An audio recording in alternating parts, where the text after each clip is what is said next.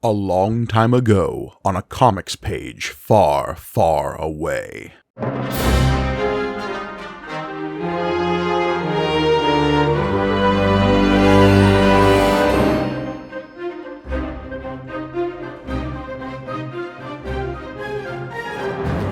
Welcome to Panel Up, your monthly pop culture panel. I'm John Campbell. Podcasting. Podcasting never changes. In the endless wastelands of streaming content, the survivors attempt to find the promised land, known only as the good stuff. With a near maddening number of things to watch and talk about, we beset on all sides by Madam Webs and Joker's folie à deux. For this brief time, though, we find refuge in the open arms of Amazon Prime. The company's ultimate motives are suspect, but for now, at least, its offerings serve as a balm in these difficult times. You are a listener of Panel Up, the monthly pop culture discussion podcast brought to you by the Punch Up Entertainment Network. And while you're uncertain about what the future may bring, you do know one thing for sure. I am Mike Gargoni, and podcasting never changes. Okay. That little dramatic reading there. Yes, indeed. A little bit of flavor for what's to come. A little bit of flavor indeed. I feel like the producers of what we're talking about would approve. Yeah, we're talking about Amazon Prime's Fallout. Yes, indeed. The latest in what is now becoming a pretty good stint of video game adaptations that have been done recently. Yeah, particularly in television, I feel like. Yeah. That's something I do want to talk about is it does seem like television is the better place. Because it used to be a foregone conclusion, right? That if it was a film based on a video game, it was going to be borderline shitty, right? Like baseline, not good. To varying degrees of like abominations of cinema. Sure. Like at best you were hoping for fun. Yeah, when people are talking about like, I don't know, I like that Mortal Kombat movie, you're like, yeah, that's not good. Like I also the original Mortal Kombat movie. The original Mortal Kombat movie. But I'm saying like when it was stuff like that in the 90s where you would go like, it was pretty much just like video game movies are terrible, and then it would always just be somebody going like, I don't know, I kind of like this one. You're like, yeah, that's the height of it, you know, is I kind of enjoy that one. So it is weird to be living in a world where there are multiple, not just good, but like massive prestige, highly acclaimed video game adaptations. Well, and not just in the live action space too. We also have so many animated series at this time. I mean, Castlevania, I think, is the big one. But we've also had that Cyberpunk anime that was just fan-fucking-tastic. That one I actually have not seen. John, I think you'd like it. Yeah, I'm realizing. I think maybe I did hear about it, but anyway, it blew past my radar. I'll need to catch up with that because I do really like the Cyberpunk game. But yeah, we're definitely living in this world where it's like, I feel like we're entering, and I think we might have said this about Last of Us. We're entering that comic book movie phase where these are like the Road to Perditions or History of Violence, where it's almost like people see it and love it and then go, wait, that's based on a video game? Like these are things where, and I'm specifically talking mainly about The Last of Us and Fallout. Really, those have not only gotten huge critical acclaim, but have been massively viewed by way more people who haven't played the game, right? Yeah. I feel like it's exposed these stories and worlds to people, to a big chunk of the audience that isn't familiar with it, and who are just seeing these as good science fiction or drama. Right. And odd that both of them are sort of in a post-apocalyptic space, but that's just because, you know, that is a zone of science fiction that is replete with storytelling opportunities. Well, and these are also, it's the same thing. And these are very well-respected, highly acclaimed video game series as well. I mean, these are prestige even within the medium that they originally come from. But the big difference between specifically Last of Us and Fallout, I think, is this idea that Last of Us is a direct adaptation. And it's, look, that game makes it super easy. It is basically like watching and playing through a movie at times. you would be foolish not to do that, right? Because like you would just be doing things to be different. Whereas, yes, I do think this is where they separate is Fallout doesn't do that, and really kind of not that it couldn't do that, but that would be limiting to try to like adapt Fallout 3 or something like that. Well, and it speaks to this idea that has always been at the center of any adaptation of a kind of choose your own adventure style RPG, right? Is which version of the story do you adapt? Sure. And it's an impossible question because you're always going to piss some people off. Oh God, yeah, absolutely. And I mean, because that is one of the reasons video games are tricky to adapt, right? And one of them is especially as they've gone forward, and a lot of the appeal of video games is that everybody has an individual experience with them, way more so than any other medium. Which is the draw of the video game medium as a storytelling device.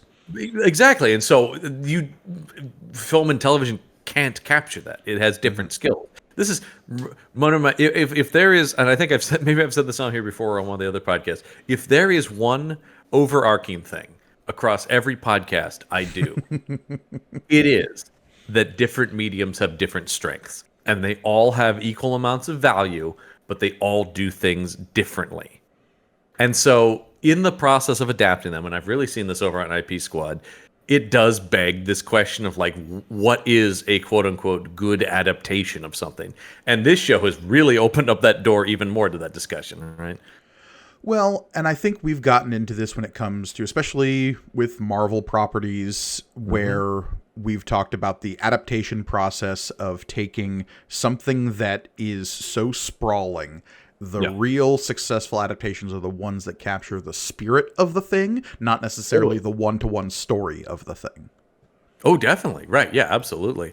And that's the thing about it. And that's kind of what this does, right? Wouldn't you say this works in the same way?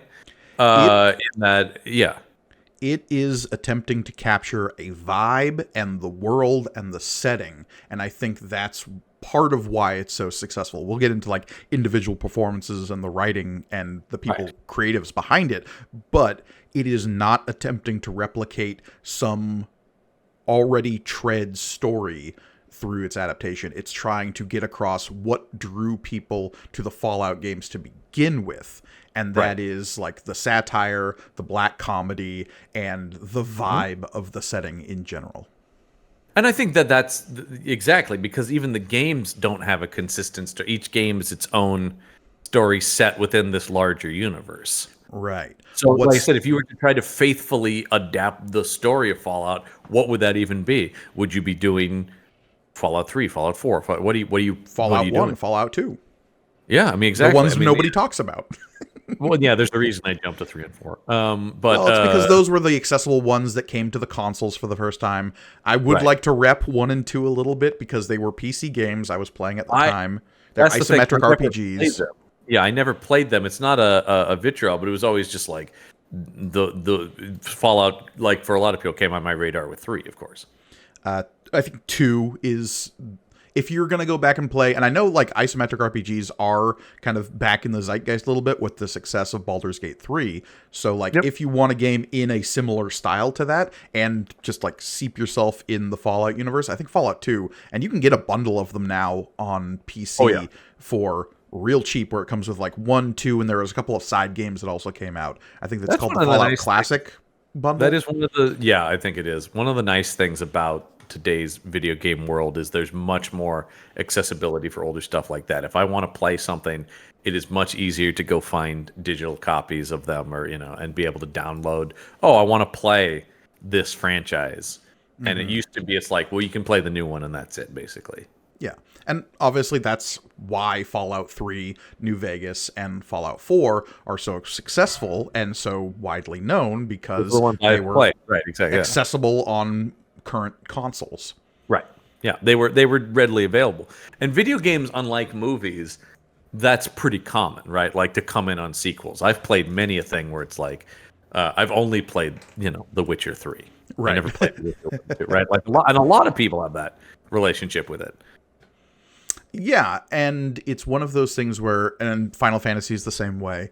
Yeah. With the Fallout franchise, it is less important to have played them sequentially, as opposed to, like, say, a Mass Effect, where if you don't play the first two games, I would argue you are, like, definitively missing some stuff. 100%, because and same thing with you wouldn't start on Last of Us Part 2. You know, these are stories that arc over. Those are more like movies or shows where like they're telling a singular story that benefits from plot to plot.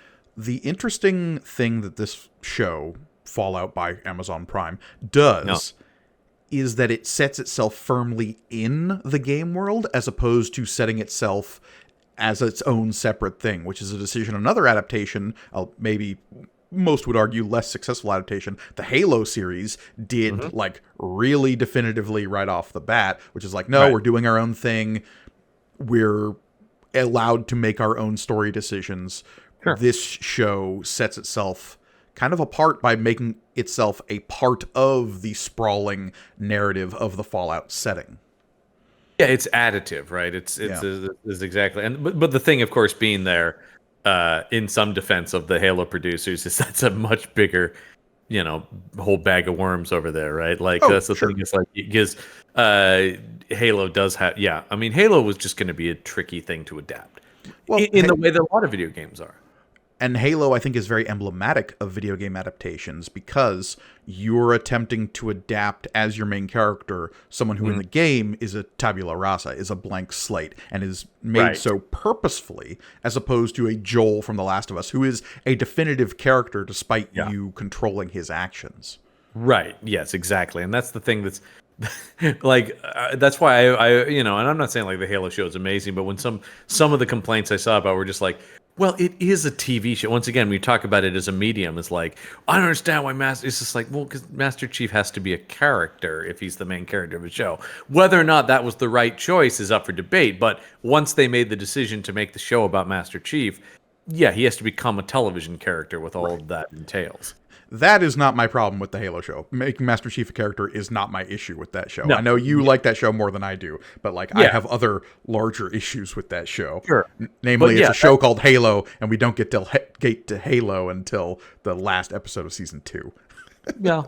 And that's, once again, these are choices. And then you have something like the Uncharted movie, which tried to have its cake and eat it too, right? Where it's like, this is a new movie universe, but it's also set before the game, so maybe it's additive, maybe it's not. That movie is also like weirdly saddled with the long production history that it existed in, right? Yeah. A lot of these have that too. That's pretty common, I feel like, in the video game sphere, because I still think we're figuring out how to adapt video games. And it's also the thing, I think, and in 20 years, if I'm wrong about this, then so be it. But I do think it's why video games are going to have a tough time being like the new superhero movie. Because it does feel like, unlike a comic book that is still a story that goes on a specific kind of thread, and you can pull all these pieces from it, video games are just tougher to adapt into this medium.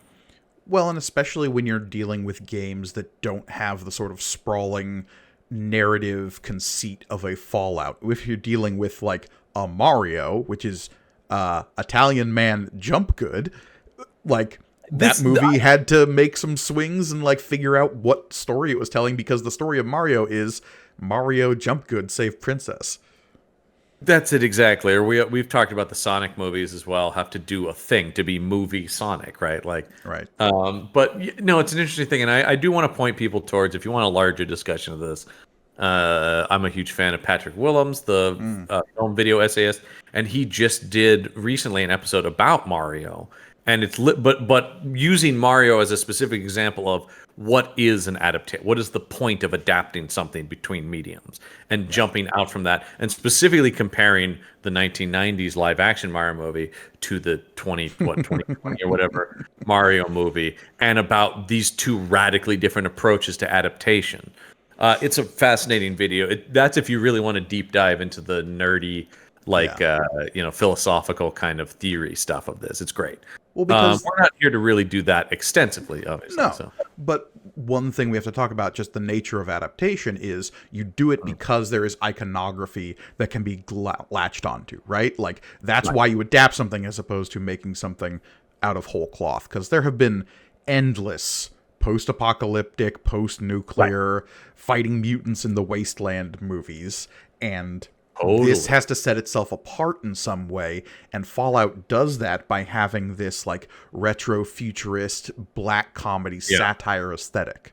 And what's shown is by really leaning into that as the primary thing you are quote unquote adapting to this medium. That has clearly been an incredibly smart decision, because this show has been massively well received by audiences and critics, because that is the thing that separates it. And so people are going, while I'm familiar with this sort of subgenre, I've never seen this take on it. Though we know that it's doing all the stuff from the games in terms of that stuff, to a lot of people who are just watching this as a new show that's on Amazon, they're going, wow, what a fresh, original, inventive take on this. And it is, in terms of the originality and the creativity. This comes from how they have taken all those aesthetic elements and sort of core themes and glom them onto something that works as a narrative in television. Yeah, but also not leaning away from what probably 10, 15 years ago would have been called silly in terms of the aesthetics of this show. Yeah. When you look at how the power armor in Fallout looks compared to like what an Iron Man suit of armor looks like, you would say like, well, that armor is bulky and cumbersome. I want Iron Man, but that's not Fallout. Fallout is over-designed. Fallout is a little bit cumbersome. Everything is, whether it be the Pip-Boy strapped to your arm, the power armor you're wearing. Right. Everything is all about kind of that retro futurist look. What's interesting about that is that's something that actually is clearer in live action, because you're literally seeing that Pip-Boy strapped to someone's arm, and instead of being all pixels that are creating this one thing, here you really go like, well, that just seems really tough to use. Like I wouldn't want that. Or same thing with the armor; it doesn't move well. And when you actually see, and I guess we should say spoilers for stuff, when you actually see fucking Kyle MacLachlan in the armor, you're like, that looks weird, but like designedly so. Yes, instead of it is something that has been learned from comic book movies for sure, right? Is, oh wait, embracing what could be quote unquote silly is actually the thing that's making this unique. Yeah. Right? The more we lean into the design of this, the more identity we've given this property that separates it from, as you bring up. Yes, it is another thing. I really had to struggle to get my dad to watch this, because he's like, oh, more I hate the post-apocalyptic. I'm like, you gotta watch it though, because it's not what you're thinking, right? Like, and he did enjoy it, but it is sort of a thing where you just go like, right, because it's not, but it's funny and it's weird, and it almost, while it is post-apocalyptic, what I love about it, and I was talking to a friend of the show, Jerry Chrisman, who just went crazy for this show, and once again, he doesn't know the games, not really, vaguely is aware of them. But he was just going, he goes, I love that it's all these genres meshed together. It is a Western. It is a post-apocalyptic sci-fi story. It is this sort of, if not coming of age, / loss of innocence story, right? Like, it is all these things mixed together. And then you've got the Cold War, arms race stuff in there too, the retrofuturism vision of sci-fi of the 1950s. It creates this unique thing by borrowing all these pieces of pop culture that we're familiar with. And the fact that the games have been doing that for 20 years means that by the time you get to your Fallout 4s that came out a couple of years ago, we have this very clear idea of what the Fallout look is. And so definitely. I think that makes it really easy / hard for a show like this to succeed. And I say easy and hard because in so many adaptations that we've seen over the years, you see that something has a specific look to it, and the film producers or show producers or what have you will always try to either make it look more quote unquote realistic or put their own spin on it that swerves it away from the aesthetic people cling to begin with. Whenever you streamline, quote unquote, a costume of a comic book character, or put accents on clothing to evoke certain looks, the fans of that thing are just like, well, why not make it look like the Thing? It is sort of a if it ain't broke, don't fix it thing. What was wrong with that? Sometimes it does. Sometimes you see stuff and you're like, oh, that makes sense. I think a perfect example of this is the Falcon design in the Marvel Universe. That costume wouldn't. Why would someone wear that? Like, that doesn't make sense. What they've done with it, though, is, and Marvel's really good at this, right, is more grounding it or making it more practical, but still having the accents of stuff, right? It still has the elements, or in other places, not changing it because it does work. Yeah. And obviously, this show has the benefit of like starting in the real world, right, and then evolving from there. Right. Yeah, but that's and then the other thing is, when you talk about the big benefit they had is the fact that you didn't have beloved specific characters. You had types of characters and aesthetics of things. There people know ghouls, and they know the armor, and they know the vault dwellers and stuff like that. And those all have a specific look, but nobody they are able to dodge the thing so many adaptations have, where it's like, what's your take on my favorite character? Right. Which I appreciate about this show. I think it's going to be harder to avoid going into season 2 based on what they've set up. And we'll get into a little bit of the, let's call it nitpicky complaints that certain corners of the fandom have expressed at the show, because there's always going to be those. Of course, I have not run into a lot of that just because I haven't sought it out, and the loudest voices are just praise for this thing. Yeah. So, but before we get into like specific details, I think we're both in agreement here. Fallout, good. Go watch it. The rest of this conversation is going to involve spoilers. It's amazing. It's an incredible piece of television. No question. Yeah, it's the highest of recommends for Fallout. I think this show has enough twists and turns, and just the structure of it is so unique. It is best if not spoiled. So if you have any inkling to go watch Fallout, go do that, then come back for the rest of this discussion. The show rules, but I don't want to water it down. I don't want to water down your experience by spoiling some stuff in it. Totally, and not the spoiler specific, but just in terms of the structure. One of the things I love about this is it does something that a lot of stuff that plays with time does, which is it really plays with what do we know as an audience. Reveals are reveals of things in the past, and it's all about what perspective we're getting, what knowledge is known to characters that's told to us. Because obviously a character like the Ghoul is completely aware of everything that's going on. Like nothing's a twist to him. Right, exactly. Well, the only twist to him is like how this one lady survived for so long, when it becomes very obvious how he survived for so long by becoming an irradiated mutant. I mean, look, no one's surprised that the Ghoul is my favorite character in Fallout. I mean, there's no John, the cowboy who's slinging one-liners and pumping himself full of drugs is your favorite character?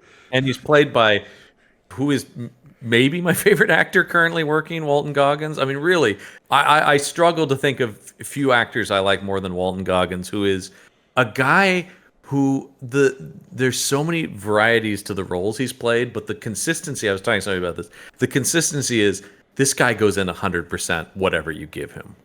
Yeah. You've never seen him not just attack a role, including, and I always bring this up, the one scene he's in G.I. Joe Retaliation, where he, no one's more excited to be in a fucking G.I. Joe movie, and he is going to town on role of supervillain prison warden, right? Like the guy who's imprisoned Cobra Commander, and it almost feels like the director's like, well, you do whatever you want.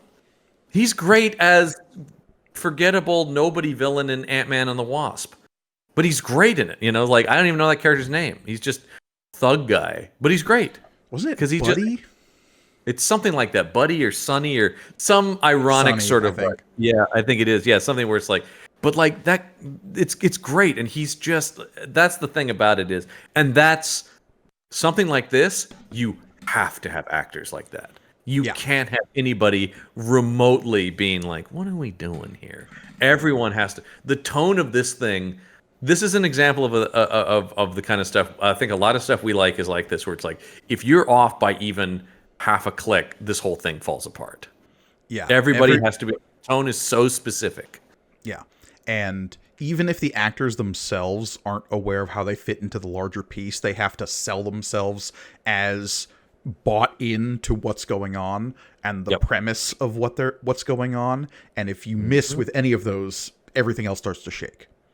Absolutely, yeah. It's you know, you're building a house of cards here, no question. Right. And that's yeah. And our and three main leads here are like the centerpieces of that, and I think they all do a phenomenal job. And yeah, they're all the pillars. The way the show is structured around the three of them, I think, is so ingenious for a couple of reasons. One, they got fucking great actors. That's who knew? That's all it took. I'm of the agreement. I can't remember whose quote is saying this, that like 80% of your job as a director is casting. If you get that right, you're 80% of the way to a successful thing. If the main characters of your show are engaging and fun to watch, people will engage and watch. Yeah, that's simple. They are. I mean, it is. I always talk about this as a compliment I can pay a TV show, and this is very much the case in this show. If I like all the characters, because there's a lot of shows that I think are shows I enjoy, but sometimes there's like one person that when they get a storyline, you're like, oh, I don't really like this guy or whatever. No, this absolutely. Show, anytime they cut to any of the three main characters, I never wanted to be like, man, I could probably skip these scenes. There's even some side characters. Every time we cut away to Zach Cherry, like in his little election thing inside the Vault 33 stuff is one of those, like, in a worse show, this could be the extraneous storyline that you always wonder, why are we cutting back to this? But it's with really Moises well done. Arias and Zach Cherry and Leslie Uggams, like, all fantastic in those roles. And in the writing of it, it's the exact right. Not only are the scenes so well written individually, but there's the exact right amount of them. They cut back to it just enough that it doesn't distract, and you're not going, what is happening here? Like because I hate that in shows, and there's a lot of, like I said, there's a lot of shows I even think are good shows that are guilty of that, though, where there's like a whole subplot where I was going like, I'm sorry, can we get back to the main plot here? It's a huge problem in modern television, particularly. Not to rag on Halo again, but I think that is one of that show's problems. Oh, 100%. That's a huge problem in that show. There is one plot in that show that doesn't matter at all. Yeah, I mean, at all, to the point where I have skipped scenes in Halo because I'm like, doesn't matter. You know, so no, and that's not, Halo's not alone in that. It's just because it's another video game thing. Yeah. But yeah, it's a big problem. I find that I love that television is more serialized and telling long form stories, but sometimes that means there's also it's like, we got to fill time here with ongoing stuff, and sometimes you're like, ooh, no, this other character isn't working, and you're actually destroying the pace of your show. Not the case here. Everything they cut to, I was equally interested in. Yeah, even fucking Johnny Pemberton as Squire Thaddeus, he's so good. I really hope he's back for season 2. He's a great, and well, because the other thing, and this is a benefit of the material they're adapting, right, is with each of those characters, we're taken into a different part of the world, right? We're taken into the Brotherhood of Steel, we're taken into the Vault world, and we're taken into the gritty wastelands of the bounty hunting of the Ghoul. That is the other reason I think the splitting of the three main actors here is, and the storytelling conceit that allows is such a good way of bringing people into the world of Fallout, because it is such a weird combination of different things. Because the Maximus story could very easily be its own thing of like, okay, here's the faction that's trying to carve out its own like dominance in the wasteland, and they're the military hoorah kind of like classical wasteland survivor group that you could see in any movie from the 1980s onward in this post-apocalyptic setting. Right. You have the Ghoul with Walton Goggins, who also allows for us to keep doing the flashbacks into the pre-nuke era. And he is the, like, wasteland wanderer, man with no name, cowboy archetype that also could be his own movie. Yeah, exactly. That I said that's probably the most familiar. Well, both of those are, but in that Mad Max sort of vein. Totally. And the whole Lucy side of it is this loss of innocence, someone who's been sheltered away from the post-apocalypse and is being thrown into that setting, and is the audience's eyes into all of this. The thing that's so great about, like, just structurally, you start in with the flashback to Goggins when the bombs go off, right? Yeah. So you start in a grounding of, here's a person. The world's a little weird, but it's roughly recognizable as something we kind of know, right? Because the world that we start in is not our world to begin with. No, because the bombs fall in 2077. That's in the Fallout setting. That is the fixed date when the bombs fall. But it looks like the 1950s, and so you're like, okay, and you just kind of got to roll with that. In the Fallout universe, it is assumed to be the future, but the future as seen from the 1950s. Right, which I love. I'm a huge retrofuturism guy. I love that idea of that kind of stuff. So you have like household robots that like, hello, sir, welcome home. Mind if I take your coat? With the Robco stuff. Yeah. We have like cars that look like they're cars from the 50s, but are nuclear powered. Right. Like everybody has still old console TVs, and the biggest movie stars making, cowboy movies and stuff like that. Like it's all, it's in that way. But still, once again, it's as much of a ground as you're going to get in the world is starting here for like just people coming into this cold. And you have Walton Goggins, an actor people know, looking still like Walton Goggins, and you nuke the world. And then to cut to Lucy in the vault doing her thing really is such a smart thing to set the tone of Armageddon to, hi there, let's talk about how happy everyone is down in the vault, and it's so much fun down here, and we do all this stuff, and immediately you're off kilter as to, wait, this is different than other post-apocalyptic stuff. But you're also cutting from Americana to Americana, but Americana that's been forced underground. Well, it stays on theme. Right, because that's the thing, is everything is surrounded by this theme of this sort of perseverance of a false concept of America. Right, that's like throughout the whole show, you'll see that everybody's always talking about either embracing or bringing back America, quote unquote. Yeah, and that's part of the satire, right? And I think the line they gave Maximus is so perfect to is emblematic of the overarching story of the Fallout universe, which is everyone wants to save the world. There's just a lot of disagreements as to how. Right.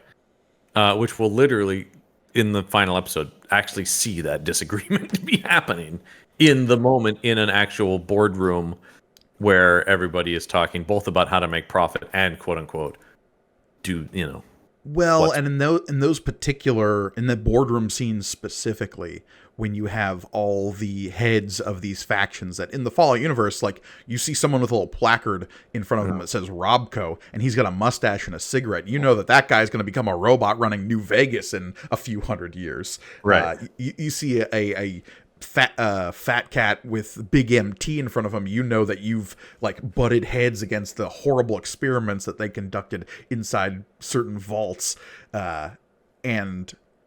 But for the viewer of the show who's not coming in with any of that knowledge, all you see is these rich people carving up the future. Yeah. Well, I thought, and actually I disagreed with a lot of their points because they were critical about stuff I wasn't. But I did think, reading some of AV Club's reviews of this, they nailed their summation of the final episode, which is the world done in by greedy middle management. Yeah. 100%. And I thought that's it exactly. It's none of these people are the CEOs. They're all just trying to climb the corporate ladder, which leads to an apocalypse.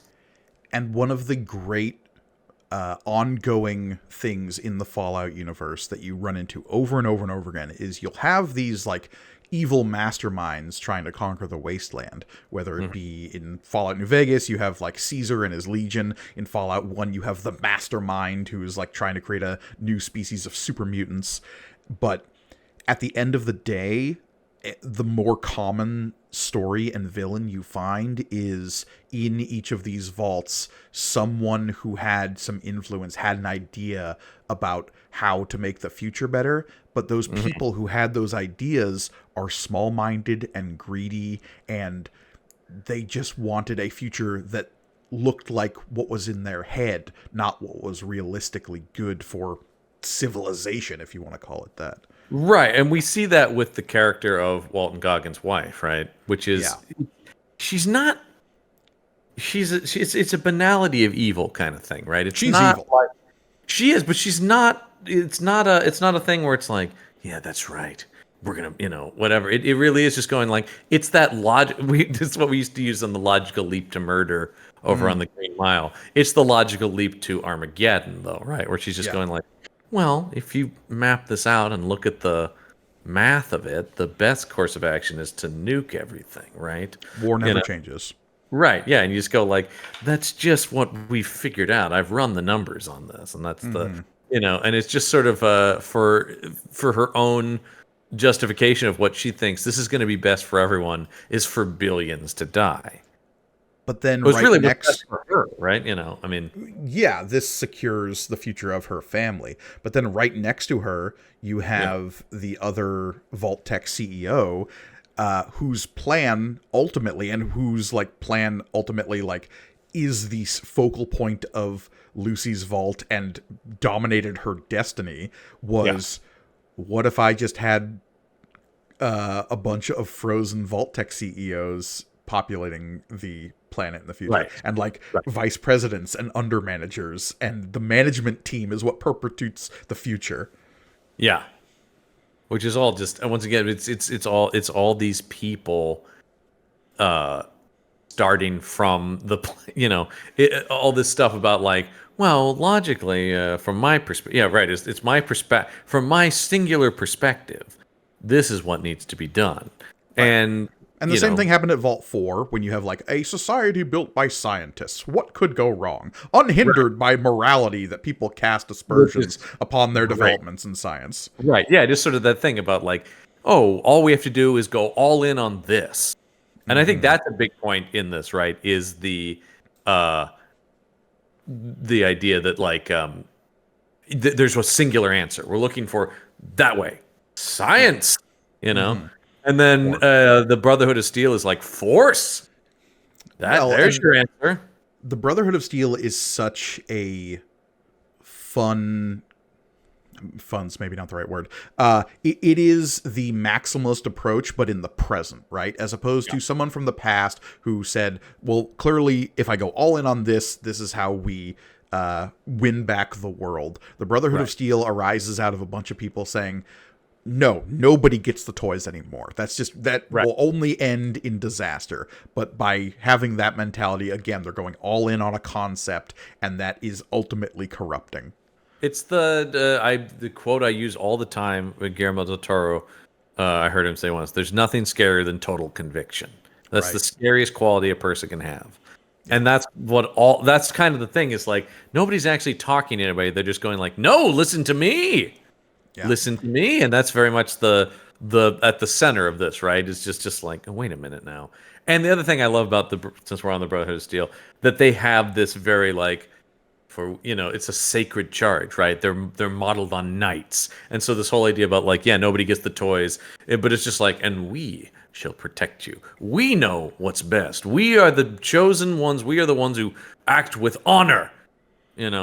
Right. And I love that our first introduction to like what is a knight of the Brotherhood of Steel is Titus, who is a coward and who is done with finding toasters in the wastelands and wants to like stop the mission because he wants to shoot something because he's bored. And it's just like, okay, but inside that armor and inside that conviction, there are people who are tired, and that is how like an organization like this crumbles. Great one scene Michael Rappaport performance when the helmet comes off. Yeah. And it's Michael Rappaport who's just like, because they're these vaunted people. The way we through Maximus and these people who are, I love that they're going through all this shit, sometimes literally, to become assistants to the, it's like you're still, they're working their way up to being squire. Yeah. They're still not even working their way up to be the guy, but it's just like this idea about when you get up to, here's the vaunted person, here's the goal of the best of us, and it's like, it's a fucking burnt out Michael Rapport. It's like, I don't care anymore, man. I don't like any of this. And you just go, oh yeah. It's definitely something they explore a lot in different Fallout games as well, is the different factions of the Brotherhood of Steel, and like how that, pardon the pun, maximalist mentality adapts itself to an ever-changing wasteland. Actually, one of my biggest problems with Fallout 4 is that there is no like middle path. There's you kind of have to choose a side to end the game. And while the Brotherhood of Steel option does let you pilot a giant robot, it definitely is like, yeah, but I'm also being a fascist. So well, because it leads down that road of, if we're starting from we're the good guys, then anything we do is for the moral good. Yeah, we're no longer checking in on ourselves, and that's the thing that's interesting, and why Maximus is our hero, right? From that group, is he's at his core a good-hearted guy. Maximus is one of the most interesting protagonists I've seen in a TV show in quite some time. I could not tell you the last time I was rooting for a character whose sole motivation for most of the show is cowardice to one extent or another.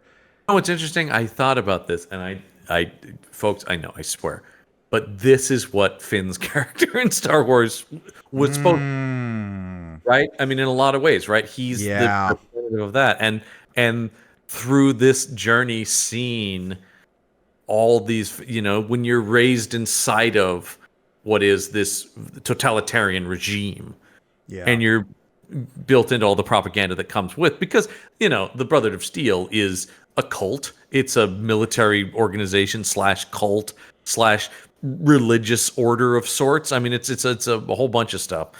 And so, he also is, it's not a loss of innocence, because it is to him. Well, we don't view them as innocent. So, but it is, his world is opened up. His mind is opened up to the broader world, just like Lucy. His innocence isn't the innocence of violence or the innocence of hard decisions. His innocence is that there are any other options. Right.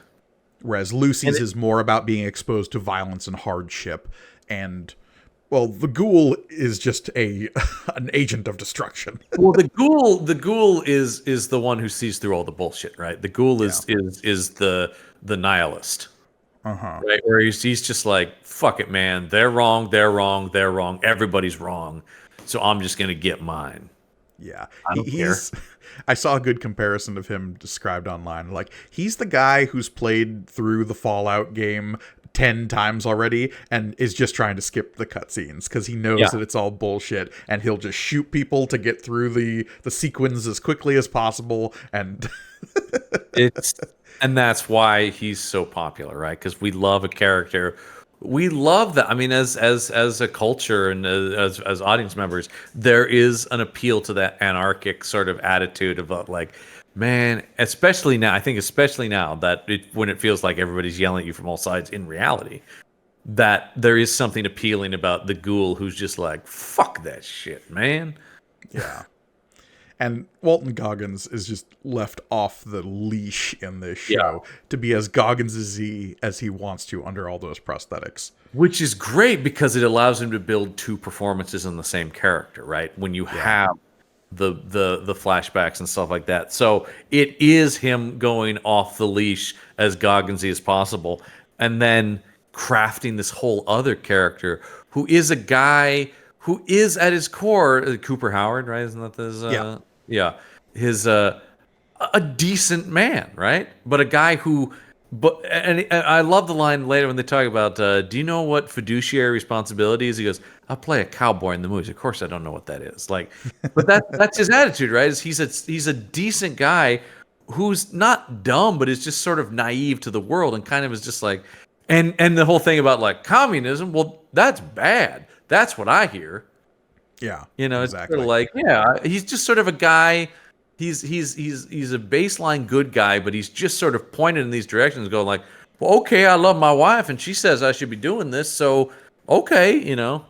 I mean, he has the same mentality, and Lucy probably would as well as the character, Hmm. of this baseline mentality that has been instilled in people in the West and in the United States specifically of communism bad.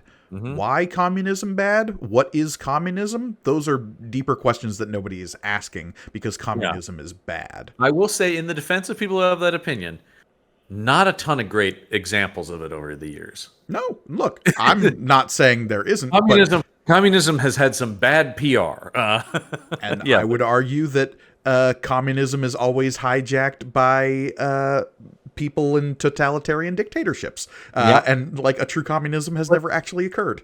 Well, there's another thing too, and once again, you get into sycophantic things, right? This is Yeah, wholly bad. This is wholly good. You know, like, and but that's what the show. But he's a guy who's not. Yeah, exactly. He's not thinking about it. He just goes, "Communists, aren't those the bad guys?" You know, right, like, exactly. yeah. And it's such an interesting. And so yeah, he is. He is.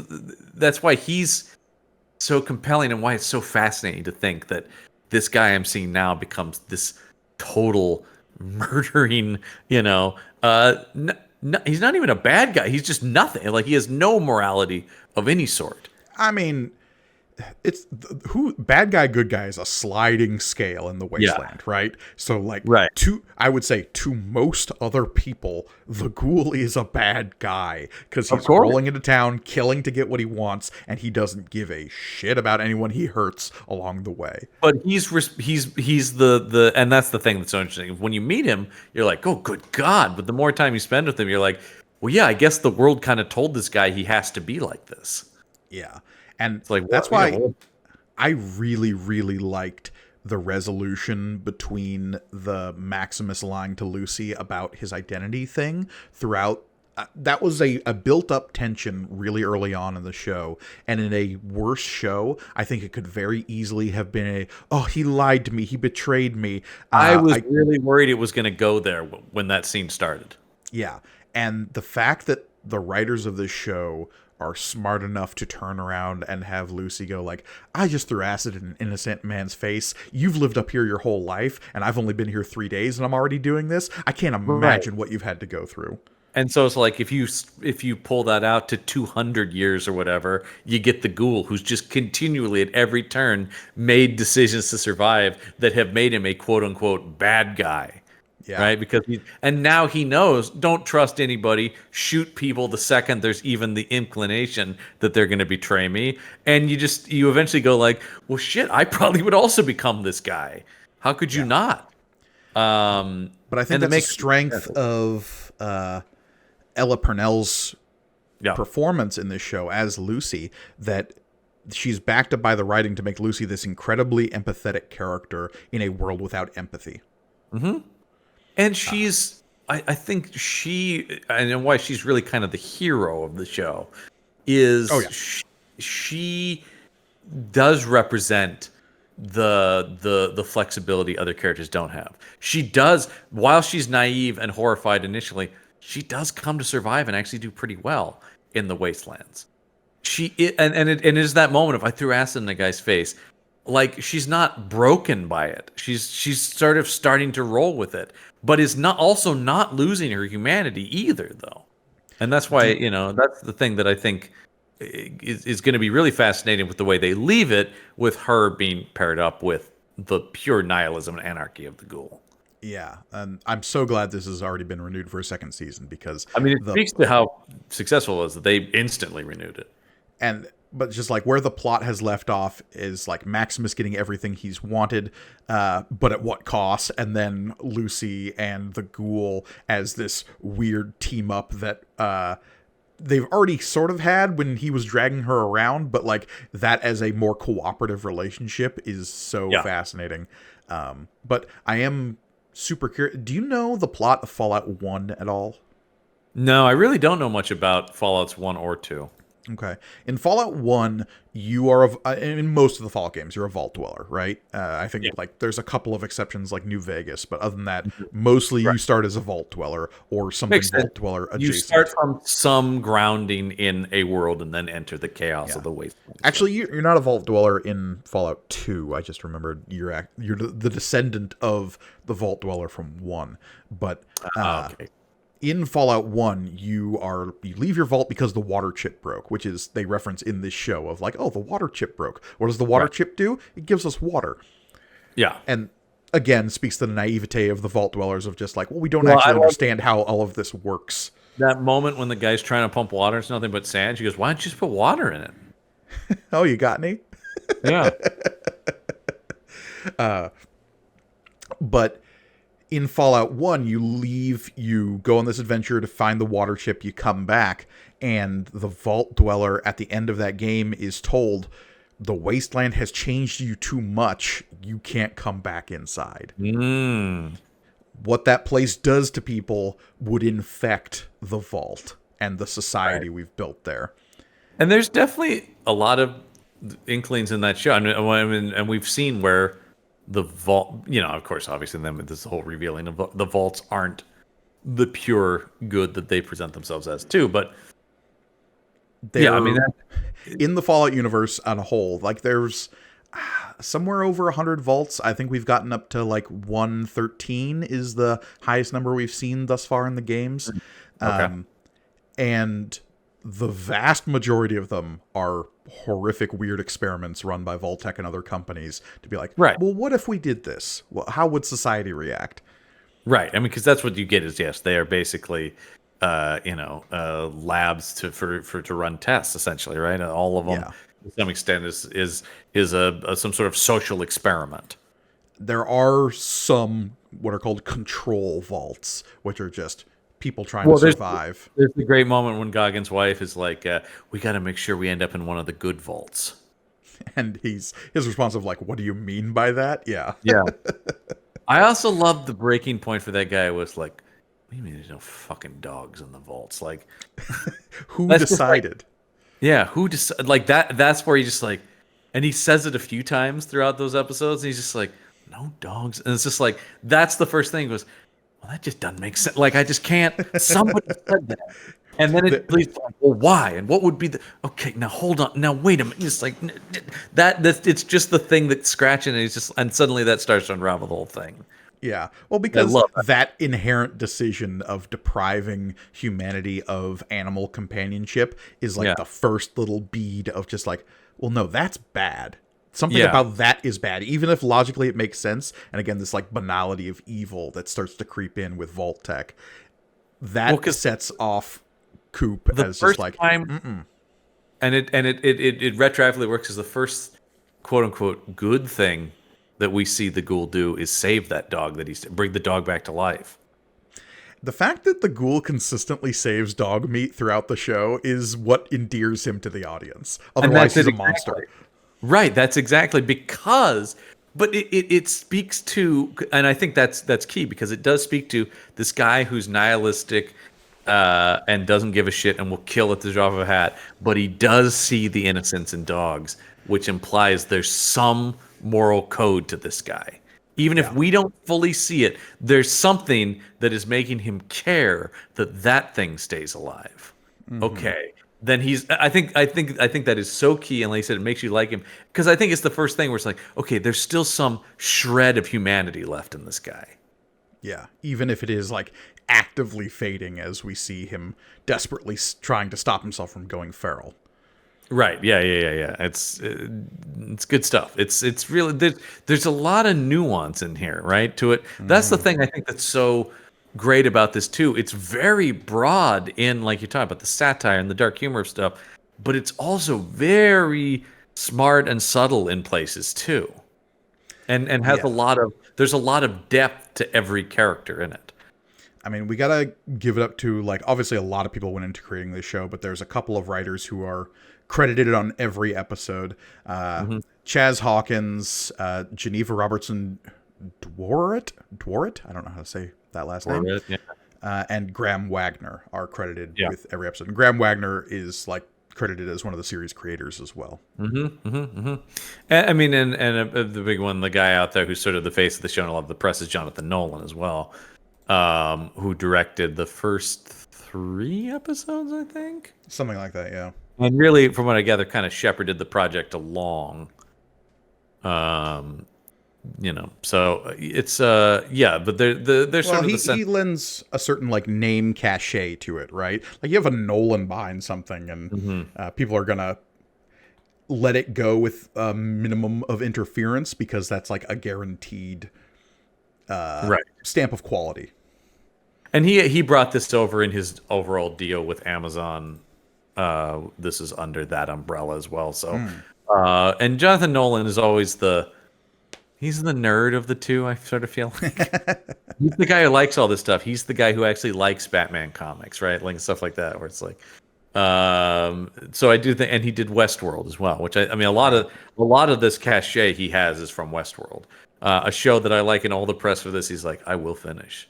That will get an ending. And I'm like, fuck yeah, better, Jonathan Nolan. And that is a show that has like a similar trajectory as this one, right? It's just like the secrets veiled behind the world and like characters unraveling it. I would say Westworld is a far more bleak show than this one, weirdly. Westworld is about the actual downfall of culture, whereas this is culture has fallen and what are we striving to build it back up as? True. Westworld is about, and it is inherently about, when given no consequences, what are people capable of? Yeah. These violent delights have violent ends, as the first season kept repeating. And this show is about like they're getting at similar themes, but in different ways. Yeah, and this show is asking the question like, can you have a foothold of stability in a lawless time? Right. And the ultimate answer that keeps being repeated through history is no. Because that's the whole like fall of the NCR thing that this show centers around a little bit. Well, and that exactly, and this whole thing about and the exactly, the fall of the NCR and the nuking of the what's it like Shady Sands. Shady Sands, yeah. So that's where some of the nitpicky complaints about this show come from, is that whole timeline of events. Because when the show originally premiered and before anyone knocked the weird nerd ball out of some of these dogs' mouths, people were saying that the show invalidated New Vegas, the game, in terms of the timeline. Okay. And that was because of the chalkboard that Lucy sees in Vault 4, which like talks about the fall of Shady Sands and the timeline of the New California Republic, the NCR, which is one of the big factions in Fallout New Vegas. Right. Okay, yeah. So that chalkboard sort of like implies that Shady Sands got nuked in like the 2270s and like 2279, somewhere in there. Which wouldn't make any sense if in Fallout New Vegas, Shady Sands was wiped out, because that game takes place in 2281. The show primarily takes place in like 2296, 97, somewhere in there. Okay. So, but what that simplistic child chalkboard does is like have lines saying like, this event leads to this event leads to this. And so like there is this wiggle room, and later Todd Howard, like one of the directors of the Fallout games, was just like, no, y'all, like Shady Sands got nuked just after the events of Fallout New Vegas, so this all makes sense. Shut up, nerds. Yeah, I don't know if the viewers at home can see my eyes glaze over as you were talking about. I know. Because the other thing is, even if it did contradict, I don't I mean, it's cool that they would be set in the same world, but like if at some point this needs to veer, my interest is always in just telling good stories. And like I said, if this fits into the world of the games, that's cool. But I get it. Like people who really that's important to them, I could see how that would be upsetting. But I didn't pick up on that because I did play Fallout New Vegas long ago when it was out. I don't remember that offhand. I mean, I remember some of the stuff you're talking about, but I'm not keeping a record in my head. Sure, no. I'm not. And I said that's fine. It is inherently nitpicky.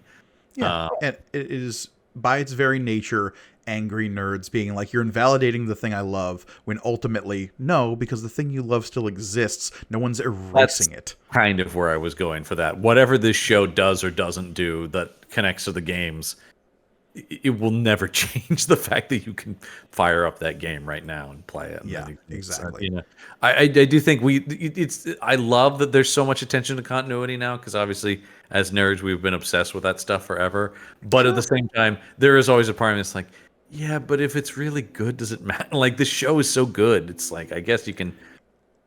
Look, the vast majority of the episodes released on this feed are us talking about non-canonical Star Wars comics, and we're indulging in them because some of them are worthwhile and fun to talk about, not because they still exist as a piece of canon that Luke Skywalker has to worry about in The Last Jedi. Right. Exactly. And that's the thing. That's what's great, is I love the ancillary material and stuff like that. I've never been as obsessed with some people as making it all fit. I want things that are directly connected in a line to make that, but then, you know, look, especially if you're a fan of any kind of ongoing, like, major franchise, you just know that comic books and novels and other adaptations, or when it goes into other mediums, it's very hard to keep the stuff consistent. But there you go. Also, that's also very smart to go like, yeah, but that was a drawing on a board that she saw that could be wrong. Yeah, exactly. And continuity is what you make of it to a certain extent too. It is, and like, this show deals with the fall of the NCR, and what do you even call the fall of the NCR? Just because that organization isn't active around the ruins of Los Angeles anymore doesn't mean that it doesn't still exist, because in the Fallout, like, continuity, it's consistent of a bunch of different city-states that are all up and down the West Coast. So just because Shady Sands got nuked, and just because the NCR isn't active here, which is also disingenuous because they are. The whole, like, faction that Moldaver is leading is technically an outpost of the NCR. Absolutely, and that's pretty clear, I think, in the show. So literally above the Griffith Observatory doors, it says headquarters of the NCR. Yeah. Like, it spells it out.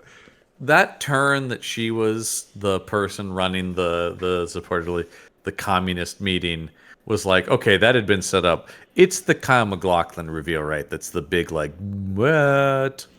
I mean, honestly, they're two sides of the same coin, because, like, okay, the what of Kyle MacLachlan was from pre-nuke America and was like thawed out later from inside Vault 31 to help repopulate the world with middle managers.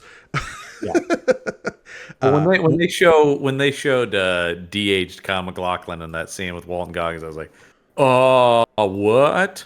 Yeah. Because obviously you knew that guy had secrets. That was very clear. She wasn't just going to go and find her father and it was going to be hunky-dory. Well, the whole, like...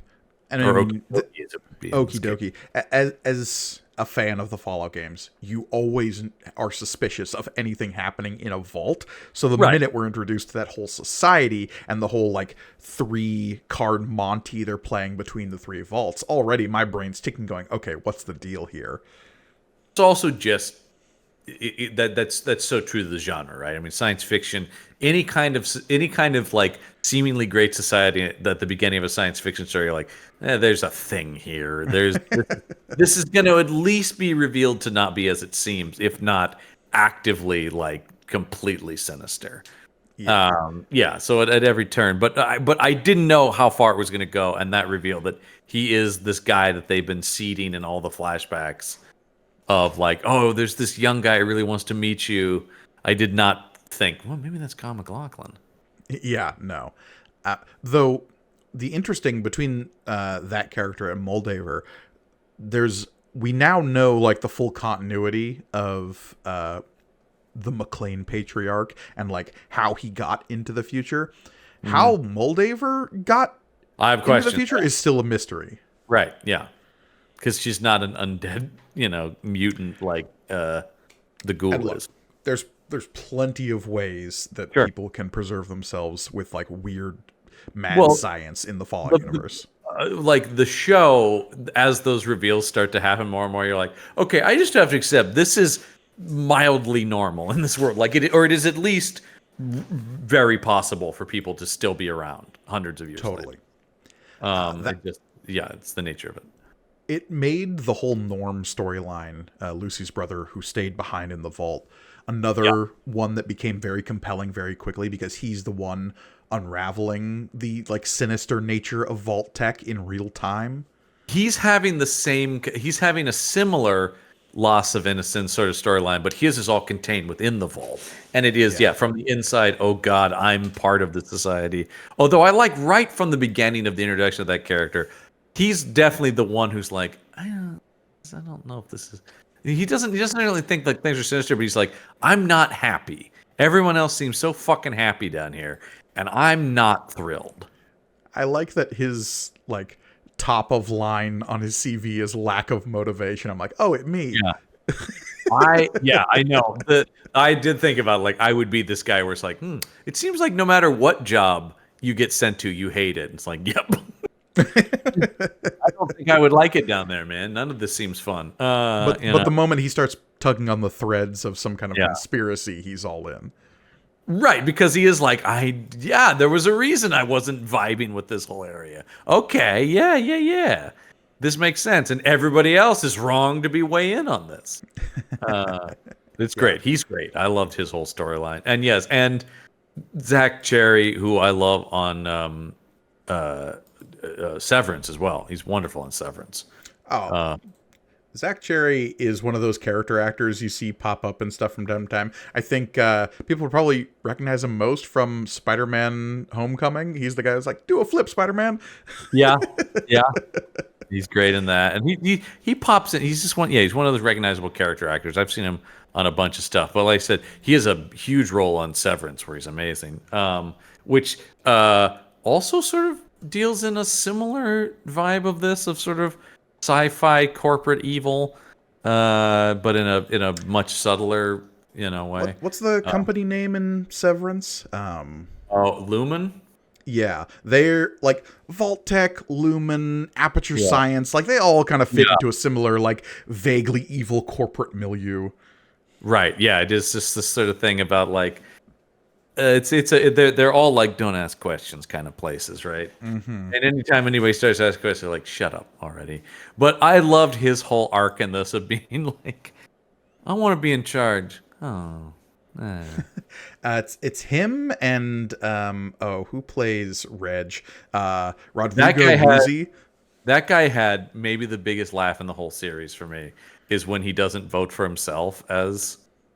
Who am I fucking kidding? Like, who am I kidding? I can't. Dude, he makes a big. He's talking about how it's not fair that I'm not polling as well. I put up posters, and then when he gets in, he goes, "Oh no, even I know I wouldn't be good at it." The guy with the mustache, Davey, played by Lear Leary, was just like, I just want to make it clear, I'm not voting for you. And he just kept saying, I know you're a good guy, you're a friend of mine, but I just can't. And it's like, no, I get it. It's like, and then he just goes, I know he keeps saying we're supposed to keep our votes secret. And then when he finally, at the end of it, is just like, I'm voting for, what's Leslie Uggams' character? Betty. Yeah, it's just like after 3 or 4 of those, he just goes, I'm voting for Betty. It's like, I know, man. The show that's another thing I keep telling people too, is the show is very funny. Because I think some people are also like, once again, like, post-apocalyptic. Or if they're thinking Last of Us, they're like, well, that was a fucking punch to the heart. I mean, look. Last of Us is a stone cold bummer of a show, and strap in for season 2 because it's not going to get better. I'm very curious what season 2 is going to be like. We'll figure it out. But Fallout at its core is a satire of so many different things, and depending on which mission you're playing in the game or which sequence we're in the show, the satire, what it's satirizing can be different, whether it's like rah-rah patriotism or military-industrial complex stuff or trust in a benevolent like manager, whatever that is. It's still talking about dark things like a lot of post-apocalyptic stuff, but there's a snark to it, there's a wit to it, there's a bite there that I don't walk away from Fallout going, Jesus Christ.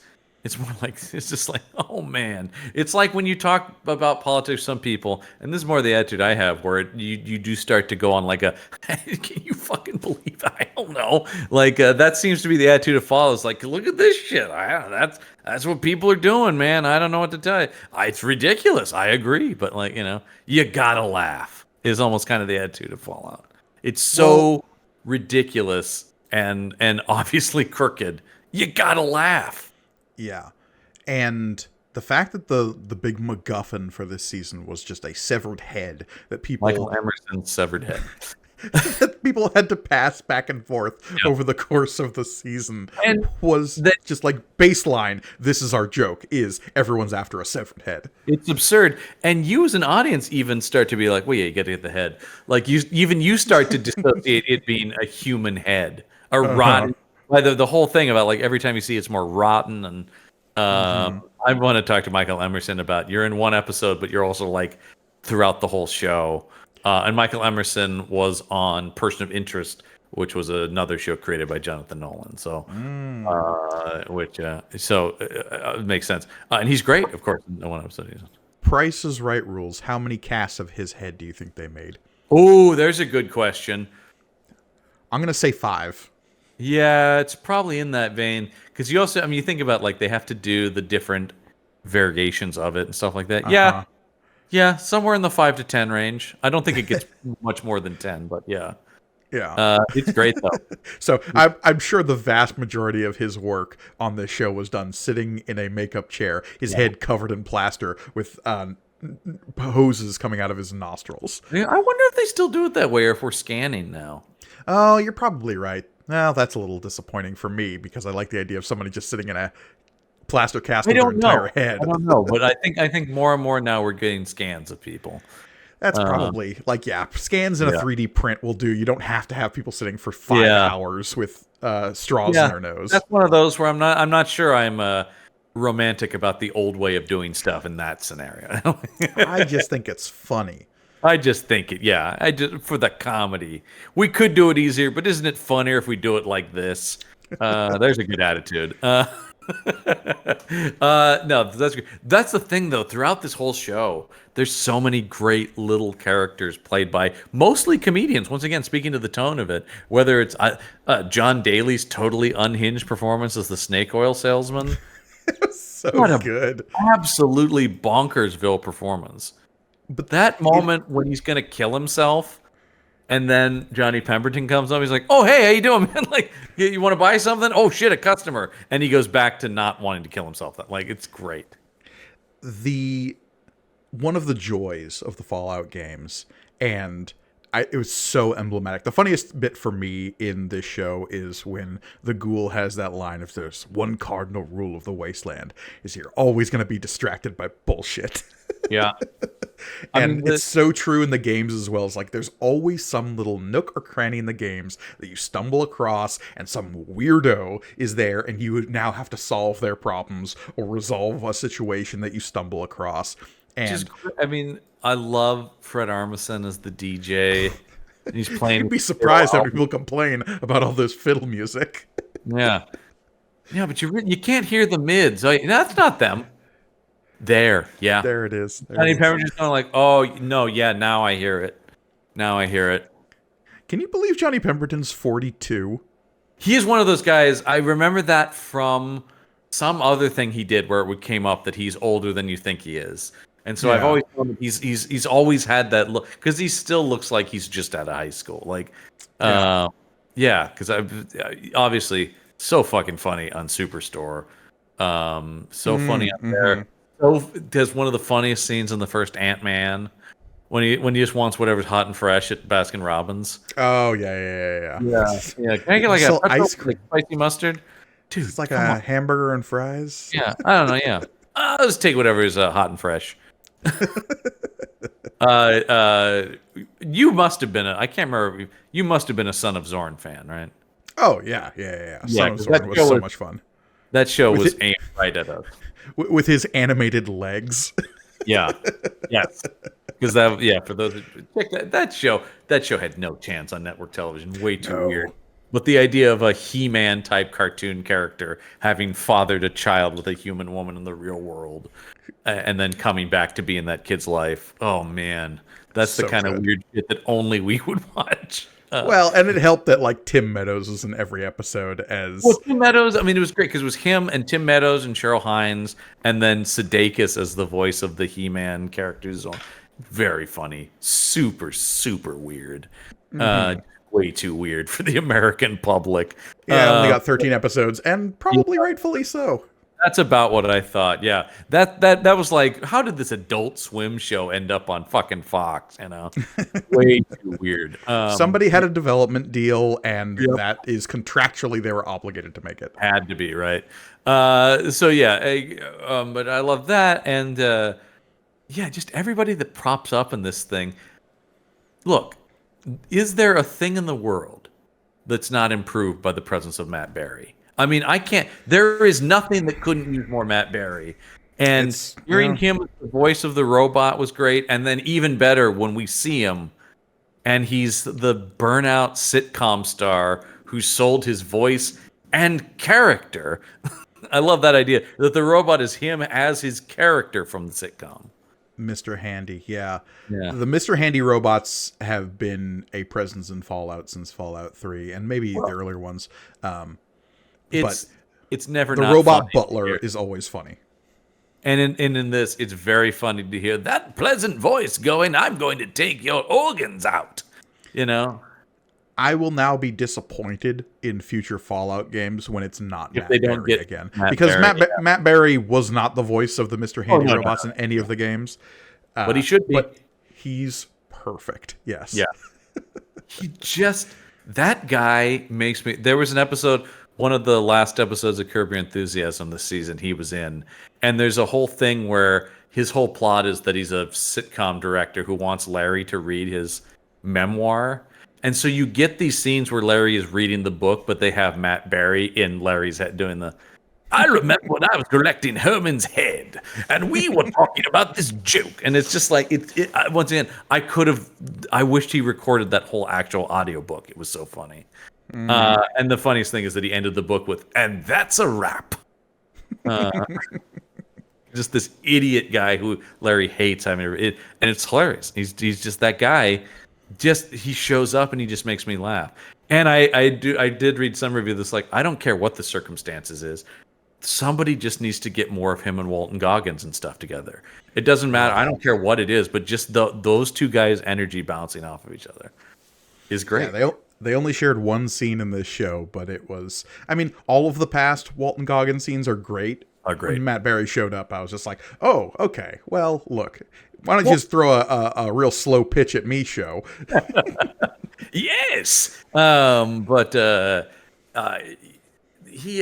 all the stuff in the past is great because I do. That's the thing is I could watch a whole show just in the weird retrofuturism of this because I love it. I love his whole career, all the fake movies that they talk about. Once again, friend of the show, Brendan Jones, loved this show. He's a big fan of the games. But he was particularly thrilled by the "A Man and His Dog" poster because, of course, there's a famous post-apocalyptic, post-nuclear movie called "A Boy and His Dog." So the idea that this guy made a movie called "A Man and His Dog" is, yes, that's such a nerd joke.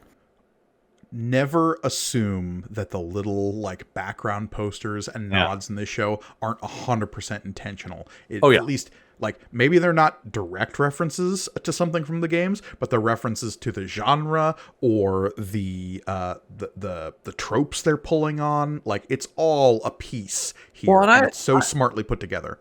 You know, we've really, I feel like, been raised in the like post-Simpsons era and stuff like that to be looking for that stuff, right? Like I do love to look at that. It reminds me a lot of DiCaprio in Once Upon a Time in Hollywood, like the fake movies he was in. It feels very similar to the stuff that Cooper Howard was doing, where it's just like that they've made up the art for it.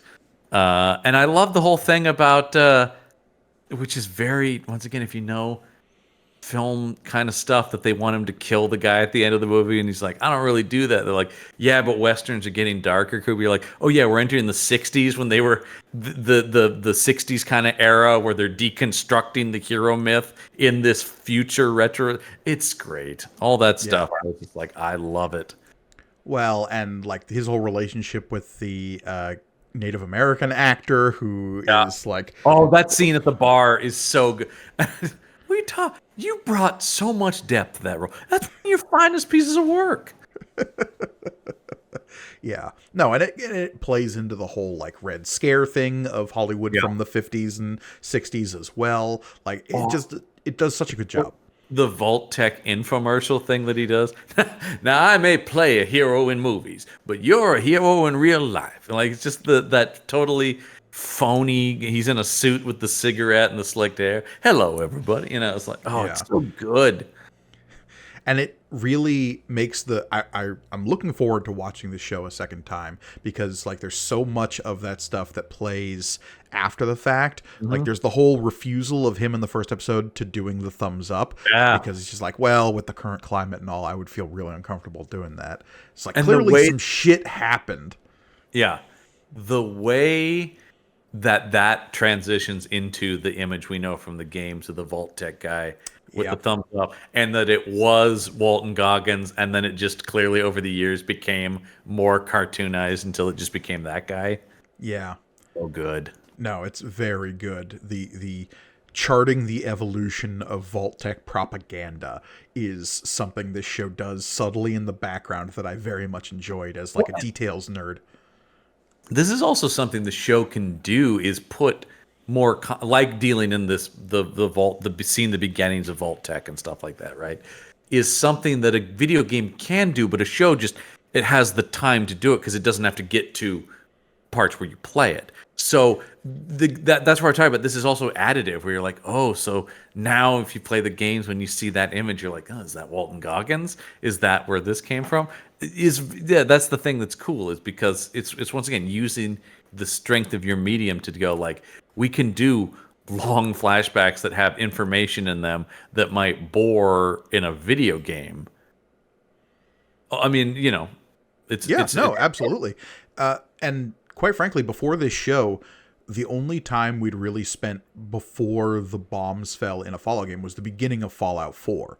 Is like kind of the opening scene and tutorial of that game is set pre-bombs falling. And that's the only context we had really for this world that we're introduced to in this show. In that stuff with Goggins of the past, this just expands on it. Yeah, but it's a setting, I guess, kind of separate from the Fallout setting itself that is rife for exploration. Now, how much you want to delve into it, I think maybe depends from viewer to viewer. There is a risk you run when exploring all the like pre-bomb stuff that you can ruin the mystique of it, right? Because the before the bombs fell is this mythic age to the people living in the wasteland. Showing too much of it maybe might spoil some stuff. They keep it very smart that we only really see it through Walton Goggins' memories, right? The only stuff we see of it is his perspective of what was happening. And so by having the split narrative of his storyline in the past while this stuff is happening now, eventually fills us in on a lot of pieces of it, but only, once again, what he's learned of it, which is always from a distance. Yeah. And I think it also, enough of it remains a mystery that we can go back to this narrative conceit in a season 2, because there are still unanswered questions about what happened in the past, especially with the final question the ghoul asks of where's my family, implying they're still around somewhere. I know, that was a big, like, interesting. It also is the first time you get an inclination that the ghoul, like, wants something. Yeah. Right, like before that, he is just like, because he's brought into the show being woken up, number one, by other bounty hunters, including Michael T. Williamson, who was the leader of that group, who was on Justified with Walton Goggins, which I was delighted by. The fact that they are the first thing we're shown with like the basically combat in the post-apocalypse is with what's called a junk thrower. That's like a baby's foot. Baby doll's foot embeds in a dude's chest. You're like, okay, we're in Fallout now. Cool. I do like when they're in the vault that they're rescued by, and they're like, oh, you got a tooth, and well, what won't they use for ammunition up there? Like, yeah, they're pulling a tooth, and also that's when he's like, I'm fine. They're like, I just pulled a rotten tooth out of your skin. You're gonna have to stay here and get antibiotics. Like, you're not, we don't just patch this up and you go out, All that's another great cameo, of course, Chris Parnell as the Cyclops guy running the vault there. Love it. 4, yeah. No, And this whole thing good. about another thing that really made me laugh was and if there isn't a pencil on the ping pong table signups, come to me. I have pencils. Weird, banal mutants in Fallout is one of my favorite things. There is a companion you can get in Fallout 4 who is a super mutant that is just named Strong. We don't actually see any super mutants in this show, which I was a little disappointed about, but I get it. You got to save some stuff, number one. Yeah, exactly. But I do love the way that Ella Purnell is so good in that, where she just keeps staring at his one eye as he talks about anything else. It's like, and her just being like, I don't want to say it, but all I can ask is, why do you only have one eye? It's so weird. It's like, and I also like that when she says to Maximus, that guy only had one eye. He goes, lots of people only have one eye. Like, not in the center of his face. Like, yeah. It's great. Usually it's not justified to center. I love the response, though, of lots of people have one eye. Well, and we get that right from the get-go when Lucy is talking to the shop vendor, and it's like, oh, look at you, Miss Fancy with all her fingers. Yeah, and then she loses her finger. Yeah. And then the great little notion of the black finger on her. Mm-hmm. Yeah, as Matt Berry robot welds a finger to her. Oh, that scene was so weird. So weird. And I love the just stoned guys trading in organs. Just watching TV while a robot harvests people's organs. They just talk about, like, that robot's great, man. He does all kinds of stuff. They just lucked into a butler robot who does all the dirty work for them. Great. That's the thing. There's just so many. And I think that's also one of the reasons why the TV show benefits. It's the benefit of doing as a TV show, is you can just take a second to do weird little stuff like that. A movie, you'd have to cut all that shit because you're just on plot. Yeah, and that's one of the draws to Fallout as a setting, is the weird little one-off moments that you're always going to stumble across, and that's something this show captures so well that really speaks to the strength of the setting and how you can draw it out in a long-form narrative. It's something that, like, right? Yeah, like you said, would have had to have been carved to the bone in like a 2-hour movie. You'd have, number one, I don't think you could have these three main characters, or if you did, they'd have to be together the whole movie. Yeah. Right? You couldn't have them, because, I mean, that's the thing, is you can have these three characters kind of circling each other for long parts of it and coming together and going apart, but always, they're all, at a certain point, and I love this, the best television across these 8 seasons, when you realize, oh, well, they're all coming to this place. Once we get our sort of central thing, all right, now we're all headed towards this same place. I just think, this to me is the best example of what modern, like, streaming television can be like. This is exactly where they're using all the strengths of it. Because there's a lot of good stuff, but now, like I said, now we've had these shows long enough that I'm starting to notice the tropes of quote unquote prestige television, and I'm starting to get hurt by things that I see across a lot of stuff where I'm like, oh, you're doing the thing that HBO shows were doing 10 years ago but you're just now doing it in sort of a cynical way. We're like, isn't this what a serious drama is like now? Not everything, but I am seeing enough stuff like that now, where even stuff that's like, yeah, I understand you've got a movie star and a lot of money, but my God, this writing is hack. There's now hack prestige television, and this to me is cream of the crop kind of stuff here. And same thing with Last of Us. Both of those were just like, wow, not a wasted second. Really crafting a story. It doesn't feel like, because sometimes that's the other thing too, is I do think now we live in a world where TV is so ubiquitous, and you get a lot of people from movies going, like, there's more money in TV. I'll turn my movie into a show, and then you go like, yeah, but now you're just dumping crap into it. I hate that. Yeah. I hate when I can feel that they're just like, we added this subplot to get an episode, a couple episodes out of what's clearly just 2 hours of plot. Well, and what Fallout benefits from is the depth of setting, right? The fact that you can pull from all these different threads across all these different games, and it's a level of attention to the adaptation that What? really comes across in the passion of the story being told here, because it's not just the story of these three characters. It is, but the story of these three characters is intersecting with the story of the world in ways that pull you into the setting and make you interested.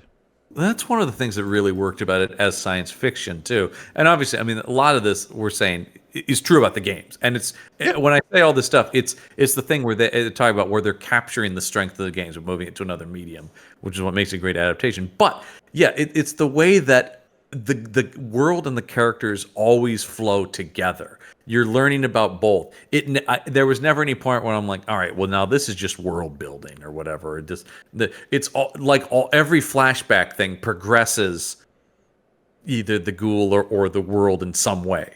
It doesn't just feel like, let me tell you a little interesting wrinkle about this world. It is like you like I said, everything has a purpose in it. Everything is building this large narrative. I know something that rankles you in fantasy primarily, but it can happen in science fiction as well, is like load-bearing world, like setting explanation. The only instance I think I can probably think of where you would tolerate that sort of thing is like the opening sequence from Lord of the Rings, right? But that is 15 minutes of in an age before ours. Yeah. And even still, that's not like my favorite thing, but that felt like a necessary evil in that to me. But I do, it's always the thing about 80s movies, and I love 80s sci-fi and fantasy, but when they started with that crawl, not the Star Wars crawl, but just the like, dun dun dun, in the years past the Robot Wars, I was just like, oh, for fuck's sake. God damn it. Now, because my thought is always just like, oh, great work. Now I got to remember all this. You turned it into homework. Yeah, I always thought my joke to you was always in fantasy books. I was like, if it has a map at the start, I just close it and now I'm not gonna remember this fucking map. But what this, I mean, again, this has the benefit of like, okay, post-nuclear, we can all kind of grapple with that concept, especially people who lived through the Cold War more than us. Definitely. I mean, that's the thing, and the thing about it is, yes, it's all playing in tropes, but not in a lazy way. It's all either embracing or pushing against tropes of this genre. And so, at every turn, whether they've chosen to put their spin on something familiar with or to veer away from the expected, all of it is interesting. I was never bored in this show, and like I said, so many shows, especially. I feel like I'm bitching about TV so much, but I see too many shows that either have too many episodes or now this world where you're making episodes longer than an hour. Get out of here. I do not need There's a couple this season. But they're all like 65 minutes tops, and that's with, a long end credits. That's another thing too. They don't have a long intro that I have to skip either, which I appreciated. Sure. But so that's another thing too. It's like, I'm talking about the shows that are doing like 100-minute episode. That's not an episode anymore. Get out of here.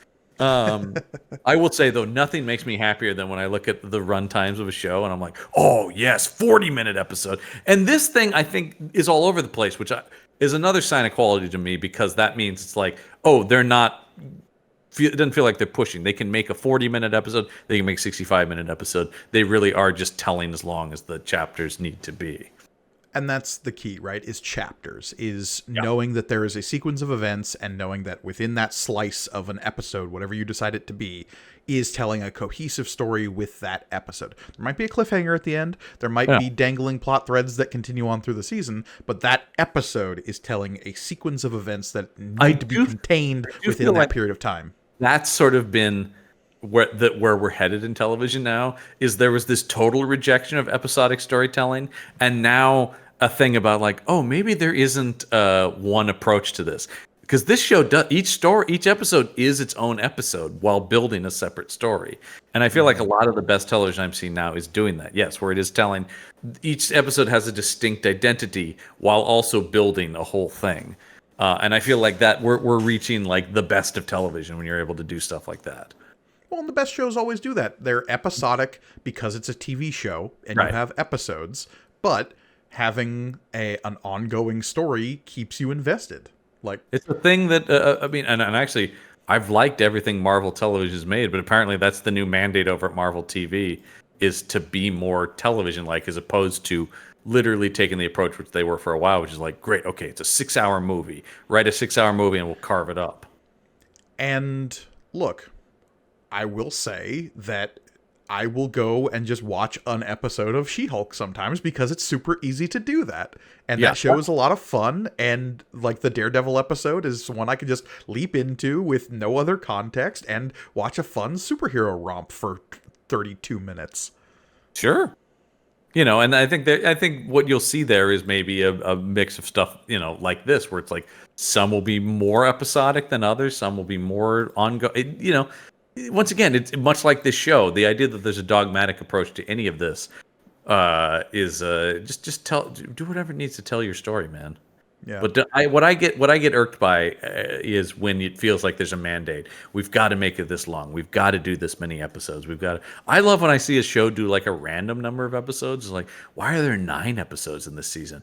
Oh, well, that tells me once again, it's like it must have been they had 9 to tell, because no one orders 9 episodes, right? Or 7 or something like that. Why is like the numbers seem to be like 8 or 12, right? Why is that? I don't know. It's an interesting thing. TV's always been arbitrary, right? I mean, they used to make like 38 episodes of television on a network, Yeah. which is insane. It used to be, this is your life. If you were on a TV show, you didn't go do a movie between seasons because there really wasn't between seasons. And then over the years, I don't know when it settled on. Then for a while it was 26, and then it was 24, then 22. Then I don't know how they decide on these things. It's really weird. It's very arbitrary. But it is like every couple of years they decide this is the right amount. Yeah. And for a while, Obviously, there's 13. Now 13 feels long.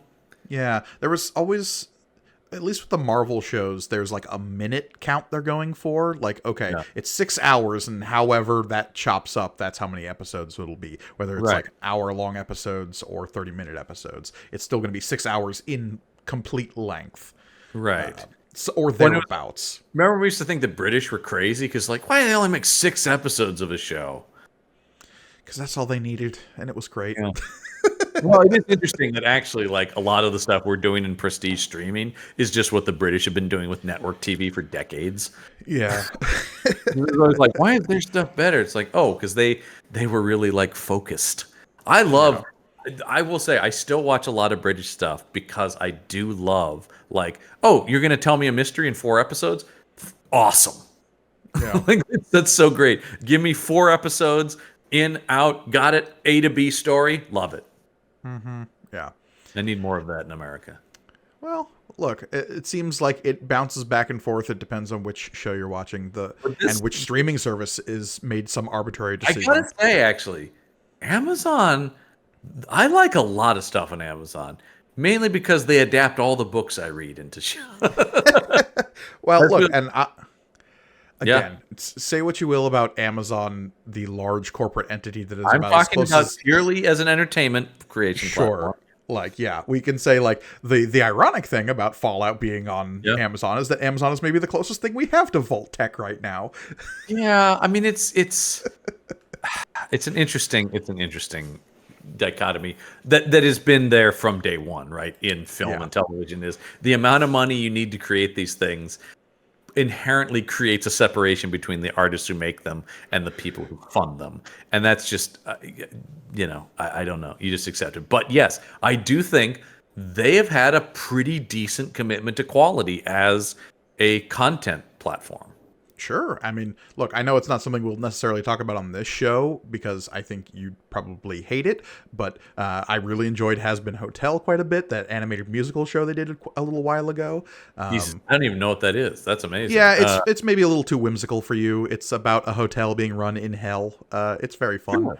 Yeah, but I'm talking about, like, that is also the crazy thing, that in this world of the amount of streaming content, that there's stuff I don't even know about. Yeah, I know you and I have both enjoyed The Boys and Hunters, and there's lots of shows on there. We've done a number of episodes about Amazon shows because there's a lot of good stuff. Like I said, they adapt Bosch and Reacher. They're going to be doing Alex Cross now. They're doing all of my the James Reese stuff with the Terminal List.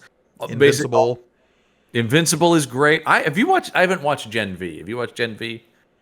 I've kind of fallen off The Boys. I mean, you know me. Over the last few years, I've definitely weaned myself off of truly cynical, mean shows, for lack of a better term. That's a conversation for another day. But I feel like that's something The Boys managed to avoid. Certainly, much more so than the comic. Sure. But no, and I agree with that. But yeah, it's just I don't know. I don't have it in my headspace right now to be in anything that's particularly grisly or gruesome. I say, having watched Fallout. Yeah, that is interesting because Fallout is. I mean, actually, that was something I did think about. As I go, man, how violent this show is. Definitely, I think was benefited by the success of The Boys and Invincible. Certainly makes Amazon be like, oh, okay, obviously people are not going to be turned off by this. Sure. And I would say the violence is similar to The Boys in that it's pretty insane. It's not really ground. I mean, there's no precedent for this kind of stuff in our reality. Getting shot with a baby's foot, Yeah, the most gruesome thing in the show is undoubtedly the scene where they exchange fingers, right? That's got to be the most we really hold on it, and it made me cringe. Yeah. Yeah, but there's also there's a lot that this is a weird note that only if you know me and other stuff I talk about, it comes off as this fucking amazing squib work in this show. Such great globs of blood coming out of people. I like a real thick squib hit. If there's one thing I know about John Campbell, it's he's a real gorehound. I absolutely am. This is an interesting thing. I was having this discussion with Brendan Jones of Campbell and Jones Meet the Monsters. Make sure you subscribe to that too.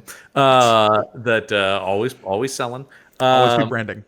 Yeah, oh, absolutely. But he was talking about because I always get on him. He loves true crime stuff. I can't deal with that. If people have actually died and there's bereaved families, I can't, man, at all. But he's yeah, because everybody is alive still in reality. It's just acting, dear boy. Yeah, that's the thing about it. I am happy to watch heads explode left and right. I love it. But as soon as I'm that girl really died? Oh my God, that's so sad. I can't enjoy that on any level. I can't do the serial killer documentaries and stuff. But I will watch Morgan Freeman hunt a fake serial killer all day, man. It's an interesting thing. Yeah, but this show definitely has, like I said, in that Tarantino sort of way, more blood than probably would ever come out of somebody if they were actually shot. Yeah, and look, that's another thing they replicate from the game is while we don't go full VATS slow-mo motion that we've gotten from the modern Fallout games, when somebody's head gets shot, it shouldn't just explode like a Gallagher-style watermelon. Right. But they do it in this show because that's how it is in the games, and it looks fucking rad. And it's fun, and it allows you. Yeah, that's it exactly. I always talk about there's a difference between, because I also love stuff like that, but there's a difference between the violence of something like this, of The Boys, or a lot of Tarantino movies, as opposed to something like Saving Private Ryan or something like that, where it's okay, this is what it would look like if you got shot. This allows you to, and I think that further adds to the tone of this, right? That even when it's gory and people are dying, you're still allowed to have fun with it because it's crazy, it's operatic, and I think that's also maybe some of why you enjoy this and less so other stuff, because it never feels like it's getting grim about its violence. It's always that's nuts. That dude's head exploded. Yeah, and obviously I have the video game connection of just I have made heads explode in a similar fashion. Right. Yeah, and that's it exactly. Like it doesn't. It's purposely designed to be over the top for Yeah. the sake of fun. Speaking of fun, I mean, one of the joys we have is knowing that this is definitely going to be in a season 2. That's thrilled. Yeah, I'm thrilled that that's the case. I figured it would be because like I said pretty quickly this thing like took over culture. Yeah, and I love that we are getting confirmation pretty much like right around the corner for some of these shows of just like, don't worry, it's going to keep going, because there is a lot of uncertainty in streaming content. I There mean, absolutely you is. and I both mourned the loss, or the upcoming loss, of Star Trek Lower Decks already. Yeah. Well, yeah, we're definitely we're seeing a lot of stuff now where stuff is getting renewed before it even got picked up, before it even airs, I should say. Yeah. Yeah, right. And that Which is maybe like- speaks to a confidence in the product that yeah, we like and to then you've see. got then you you fucking see CBS picked up 3 seasons of FBI. Like, my God, they're just like more of this shit. Look, they know exactly what their demographics are looking for, I and it is bet. crime procedurals with a acronym of some kind. I asked my dad. I said, "Do you watch anything that's not on CBS?" And he was like, "Hey, what? Oh, Let's go. You watch all the FBI's, all the NCIS's, the Equalizer remake, the thing," and you're just going like, and he really was like, well, "No, that is on CBS." It's like, hey man, I watch like 2 of their shows because there's always a part of me that's an old man. So if I don't watch SWAT and Tracker, what am I doing? Let those who have not watched 6 seasons of Bones cast the first stone. Sure. Like I said, I mean, I will say something I think is really good on CBS right now is a show called Tracker, which is surprisingly good for a CBS show. Yeah, well, look, that's all we're looking for, right? It's like surprisingly good qualifier for a CBS show. It's kind of a thing, right? Where you just sort of going like, I'm just looking for good content. I don't really care where it comes from per se. Well, and that goes for any kind of sitcom or procedural where it's like, you know what the run-of-the-mill episode is going to be. It's whether or not you enjoy the minute-to-minute follow-through of it. Yeah, yeah, exactly. It's all about the coat of paint they've put on it, right? Like, Yeah, and that's fine. yeah, We like it because it's comfortable and it works. Yeah, but no, I'm very glad we're getting more Fallout. What do you want out of a second season of Fallout, John? Because I know, like, obviously at the end of this season they tease Vegas in the distance, and we get a Deathclaw skull. So, like, seeing a big mutant lizard kill people would be awesome. Yeah, I mean, because we only got a little bit of that kind of stuff, right? The like creatures and things like that. And obviously that's like way more expensive and harder to do. We got the big mutant bear, which Yaguais are like a thing in Fallout, and dealing with them is a pain in the ass. So I'd love to see that. I'd love to meet. I mean, one of the things I hope they just continue, and I'm sure they will, is the idea of this as a journey show. And so the people you meet along the way, the factions, the individuals. I want to see more of the quirks of this world. I definitely am excited to see the Ghoul and Lucy's relationship continue, because I think that's a really fascinating pairing. I think where they leave Maximus is really interesting, which is, yes, he gets everything he wanted, but he doesn't want it anymore because it's now sort of been exposed as the bullshit it is. So I think it'll be interesting to see how Maximus being a hero of the Brotherhood of Steel will affect, as you talk about, maybe even seeing other aspects of the Brotherhood of Steel, other, outcroppings of it and stuff like that. I'm really curious to see where the Kyle MacLachlan character goes, because they definitely purposely left him, as Walton Goggins said, is now he can follow him. Mm-hmm. He purposely didn't kill him.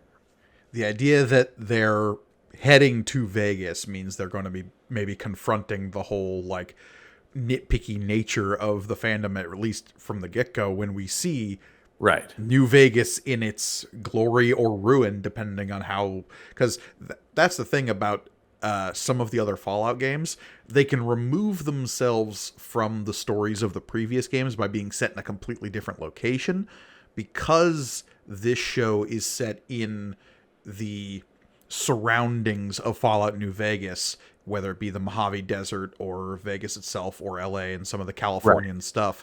You're confronting what happened in those games and choosing to either deal with it or ignore it is what the show is doing. And Totally. right now it seems like they're dealing with it. And if we get to Vegas, that means they like solidify a canon ending for that game in some way. I'll be curious to see what they do with that. That is interesting. Yeah, whether or not we see that, I'll be curious. I certainly would love to see Vegas in this. Yeah, I think. I mean, obviously, the longer the show goes, the harder it's going to be for them to like completely skirt the games. Just as Yeah, and especially if it continues to be this journey thing where we're going across the country. it certainly helps if that 3 and 4 are both set on the West Coast, and getting to the West Coast in the Wasteland is hard. Right. Right. There's the whole middle of the country that is like honestly barely been touched by the games for the most part. Yeah. There's So, Fallout I mean, 76, which I haven't mentioned at all because it is a weird outlier in all of this because it's people like a really live don't like service that game. Why do people not like that game, Grigoni? I don't really know. Because it's inherently not a single-player story-driven experience, and that There you is go. antithetical to Now you're talking. Fallout as a franchise.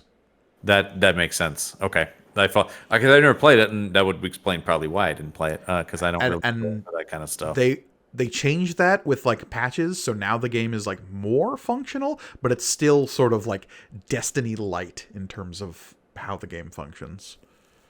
Right, right. I mean, I think it'll be interesting also to see not just beyond what a second season of this is, but what, as always, when we talk about the broader strokes of pop culture as a whole, what this brings about. More video game adaptations and things like that. Because there's no question now with Last of Us, with Fallout, you're talking about not only a lot of money from eyeballs on the screen and subsequently merch, because you better believe I've already looked at the Fallout action figures. McFarlane is doing a line of Fallout figures. You know those bobbleheads are flying off the shelf now. Yeah, 100%. But also accolades from huge reviews. Last of Us won awards, which I could see Fallout also hopefully being recognized in that camp. So this shows that there's not only a business interest, but prestige, which is there you go. There you got him. Yeah, I'm sure It was already on the shelf. I don't know what to tell you. I've got a Vault Tech 101 bobblehead. Yeah. Actually, but like technically, that- my girlfriend's, but it's in your house though. So I'm curious to see because, like I said, now it's business and also it's prestige as well. It's certainly so. I'm curious to see. You're going to see everybody's going to want their video game show, is what I'm saying. You're going to see. Yeah. I mean, Netflix has done. Well, whether or not The Witcher's a video game show is up for debate anyway. But also, that has been rife with problems and people don't love it, and well, it's, and I mentioned this at the top of the show. They have their Cyberpunk anime, which was fantastic. They Sure, have yeah. Castlevania, which is also great. they've been more successful in that route. I mean, I'm talking about these big, expensive, prestige live action things Sure.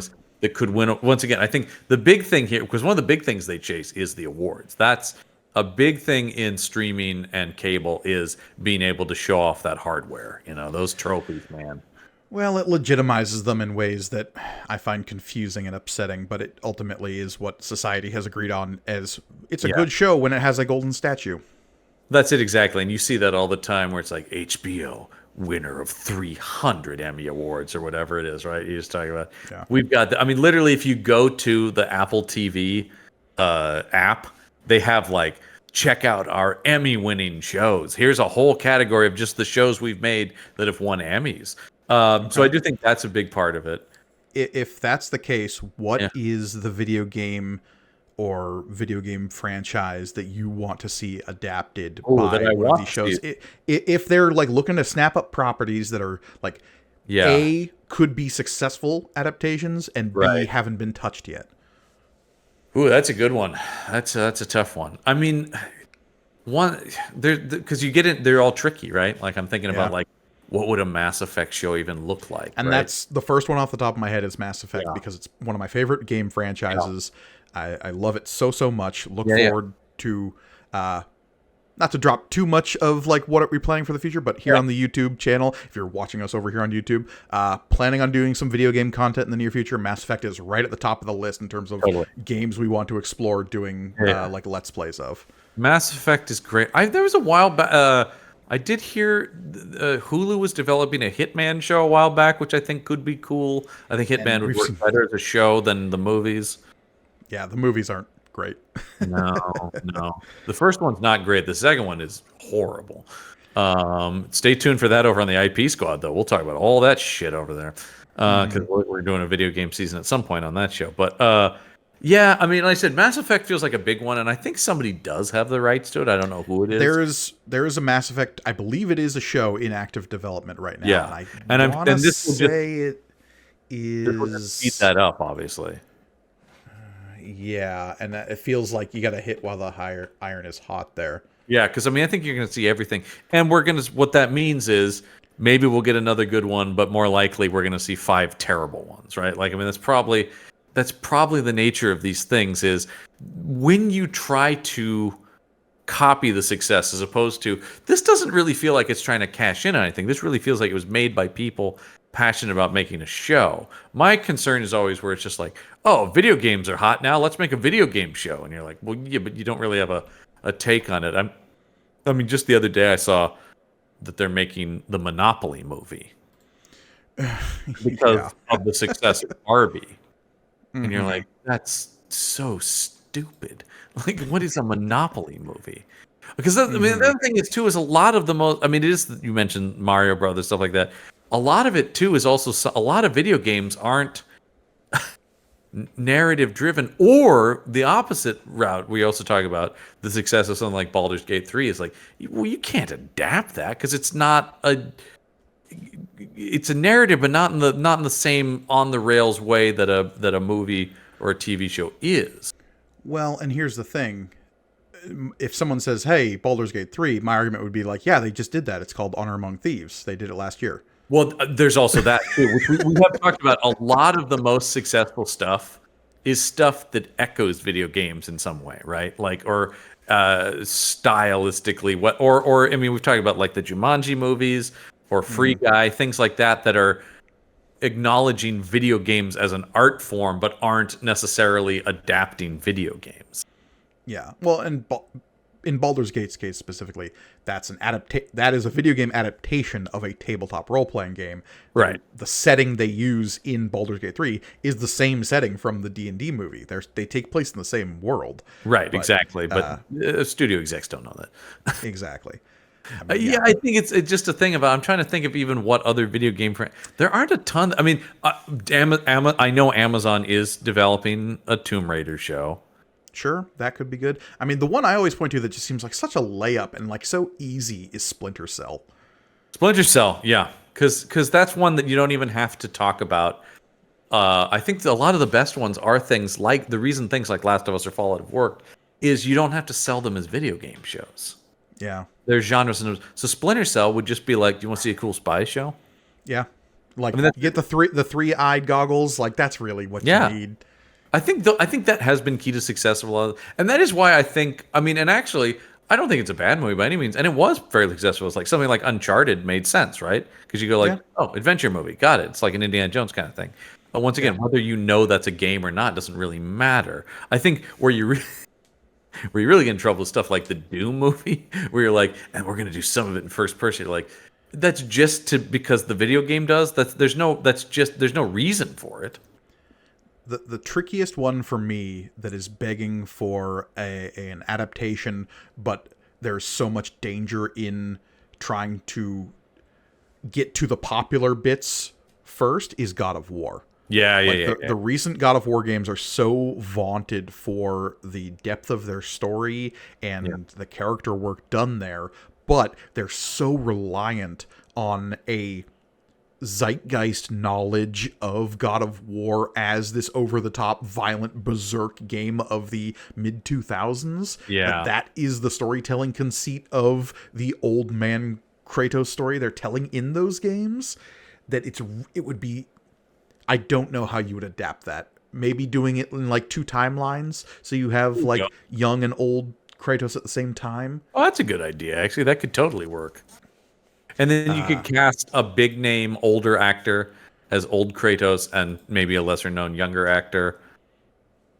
Sure. Yeah. Yeah, I mean, there's any number that God of War, especially the most recent ones, have definitely reached that level of like, well, this is not just great games, but great storytelling and character work, and because I mean, that's what you're gonna rate. Like I said, when you do the Super Mario Brothers, the idea that that's gonna spawn sequels, I don't know what the second Super Mario Brothers movie looks like. Because like, didn't you do all the Super Mario Brothers stuff in the first Super Mario Brothers movie?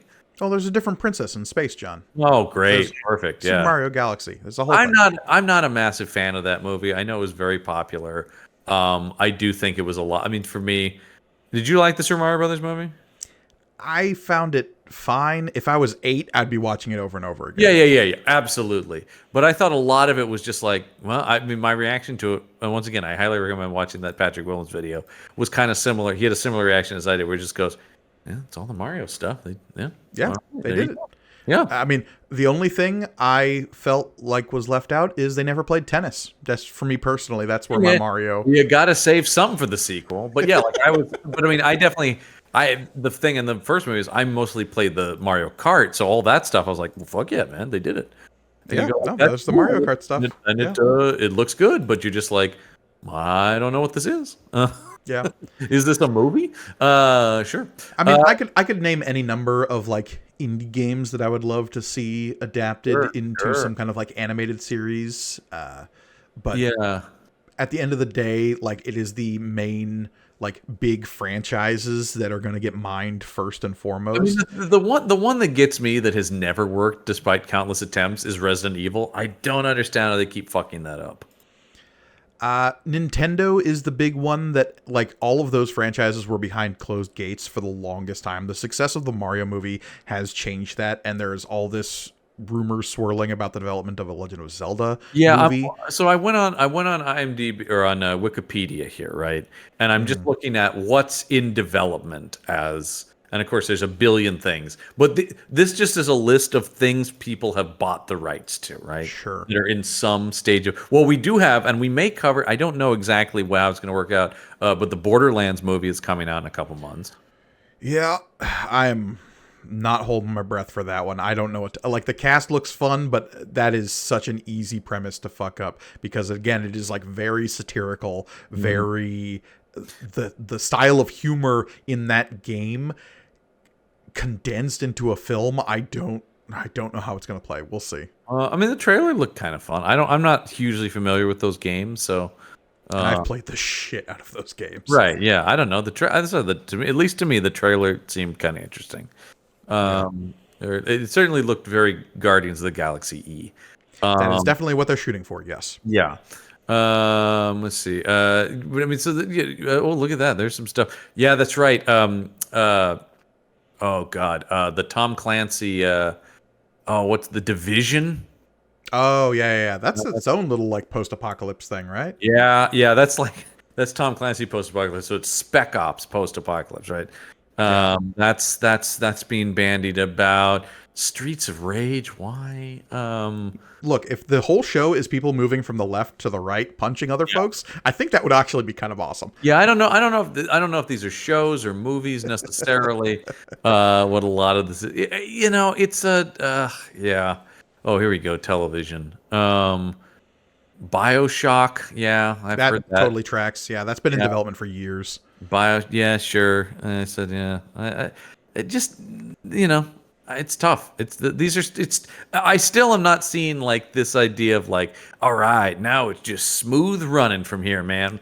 Nonstop video game stuff. I still think every one of them is still a fight, right? Like it's still like, are you going to get the right people? Because I do think it is a little bit harder than adapting some other mediums because there is the playability, it's more interactive. Everything else is passive. So if you're adapting a book into a movie, yeah, you're changing stuff and it's different mediums at different strengths, but it's still a linear story that's progressing in a specific way. Whereas especially now in a lot of the video, as we're talking about, a lot of the most popular video games are wildly different experiences for people, and that's the appeal of them.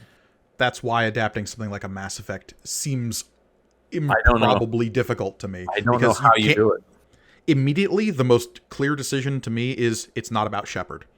You'd have to do it like Fallout did. We're in the world and we're in the setting, but you cannot like grapple with the story of Shepard because everyone's Shepard story is different. Well, and the other thing is what gender is Shepard, right? Up Yeah. front already, you have to make a clear decision just on the gender of the main character will fundamentally like piss off some section of the population. Yeah. It is tough. The biggest one I would love to see is Metroid, because I think that is Oh, like yeah, a fun yeah. space Yeah, horror yeah. survival type movie or show of some kind. Absolutely. Yeah. No, Metroid would make a lot of sense. I think Metroid would be way easier than Legend of Zelda. Yeah, Legend of Zelda, you're immediately grappling with the Halo problem again, where the main character is a blank slate, even to the extent where Link never speaks, really. Yeah. And that just doesn't work in a film because you can't put yourself in. And so you get into the Halo thing where people are going like, that's not what I want Master Chief to be like. Or the alternative is it's nothing, and then your general population is like, why do I care about this guy? Yeah, and look, do I want some avant-garde, like, voiceless performance from some cool actor who's going to be Link? That would be rad, but can you pull it off? That's really less of a possibility. It's still, like I said, it's still, to me, I'm still not ready to go like, they're doing it, man. They're really doing the video game stuff now. I am just pleasantly surprised when one of these things is really good. Is still how I approach one of these. That is the case with comic book adaptations. That's the case with book adaptations. A lot of the times, the best you can hope for is, pretty good. And occasionally, you'll have like, oh, wow, this knocked it out of the park. And the fact that we've had kind of like 2 in quick succession with The Last of Us and Fallout, I think is a rarity, not something we should get used to. And some, like, they've hit some doubles in the movies, right? Your Uncharted's, your Mortal Kombat's, where you go like, hey, these are solid, if not amazing, but they used to be embarrassments every time. Yeah. So, I'll take that. We'll take it. And in Fallout's particular case, can't wait for more. Yeah. Fallout, really, really good. Except both loved it. Stuff. Yeah, exceptionally. It look, as soon as I finished the show on Friday, I started reinstalling Fallout 4 onto my PS5. There you go. I was just like, look, you got me back into the world. I want to get back into it. And I know that they've seen a steep increase in Fallout games sales on Steam over the last week. Well, they also put several of them on sale, which was very smart. And like Magic the Gathering just did a Fallout tie-in where they released specific commander decks, and I bought all of those as well because I'm a sucker. Well, no, that's the thing. Is like I said, like get ready for the rush. Like I said, I've looked at the action figures from the show and stuff like that. We're gonna see a deluge of merch. I wouldn't be surprised if Magic also put out like a little bonus sheet of cards from characters from the show, because they did the same thing with Doctor Who when all the new characters for the Christmas specials and whatnot were coming out. Nice. Yeah. Well, we Fallout meets our highest of recommendations, which is always nice because generally on here we try to talk about stuff that we like, unless something's so big that we have to talk about it. And when are we talking about Kraven? August, September. Okay. We got time. We have time. We got a whole. It's end of the summer movie season, so okay. We'll have good stuff. I swear to God, we'll have good. There's a Deadpool and Wolverine movie in there. That's true. That's true. Yeah, and we're talking about X-Men '97, and we're going to be talking about the Acolyte. There's time now, John. Yeah. I think next month on these, I've learned now not to promise things because we've been like, oh, we were going to do that, but then we forgot about this. But I'm pretty sure the next month's episode will be X-Men '97. I'm pretty certain of that. So we'll talk about X-Men. Surprise. We'll talk about X-Men. We never talk about next week on the show. But of course, in the interim, we'll be back to our Star Wars comics coverage. In fact, just after this, we'll be starting our coverage of the Empire Strikes Back adaptation. Yes, can't wait. Yeah, because we definitely haven't already recorded all of those. And of course, if you want even more content from this show and any of the shows on the Punch Up Entertainment Network, you can want to head over to our Patreon page, which is patreon.podbean.com/punchup. Once again, that's patreon.podbean.com/punchup. You get cool exclusive bonus content as well as help out all the shows here on the network. Yes, of course. And of course, the best way to watch this show, and may the panel be with you, the show on the same feed, is to do it over on our YouTube page, where you can see our shining, beautiful faces. See that bobblehead I just showed off a minute ago at youtube.com/punchupentertainment. There, if you can like, subscribe, comment below, all that stuff really helps us feed the terrible algorithm which dominates our lives like Vault-Tec. And please, hail below all your praises for the algorithm. Praise be to the algorithm. Just write that in the comments below. And if we can have 10,000 people write praise be the algorithm, I'm sure that will appease the algorithm. Yeah, but I think that's going to wrap things up for this month's installment of Panel Up. I'm John Campbell. And I will always be Mike Gargoni. Till next month, we're going to panel down.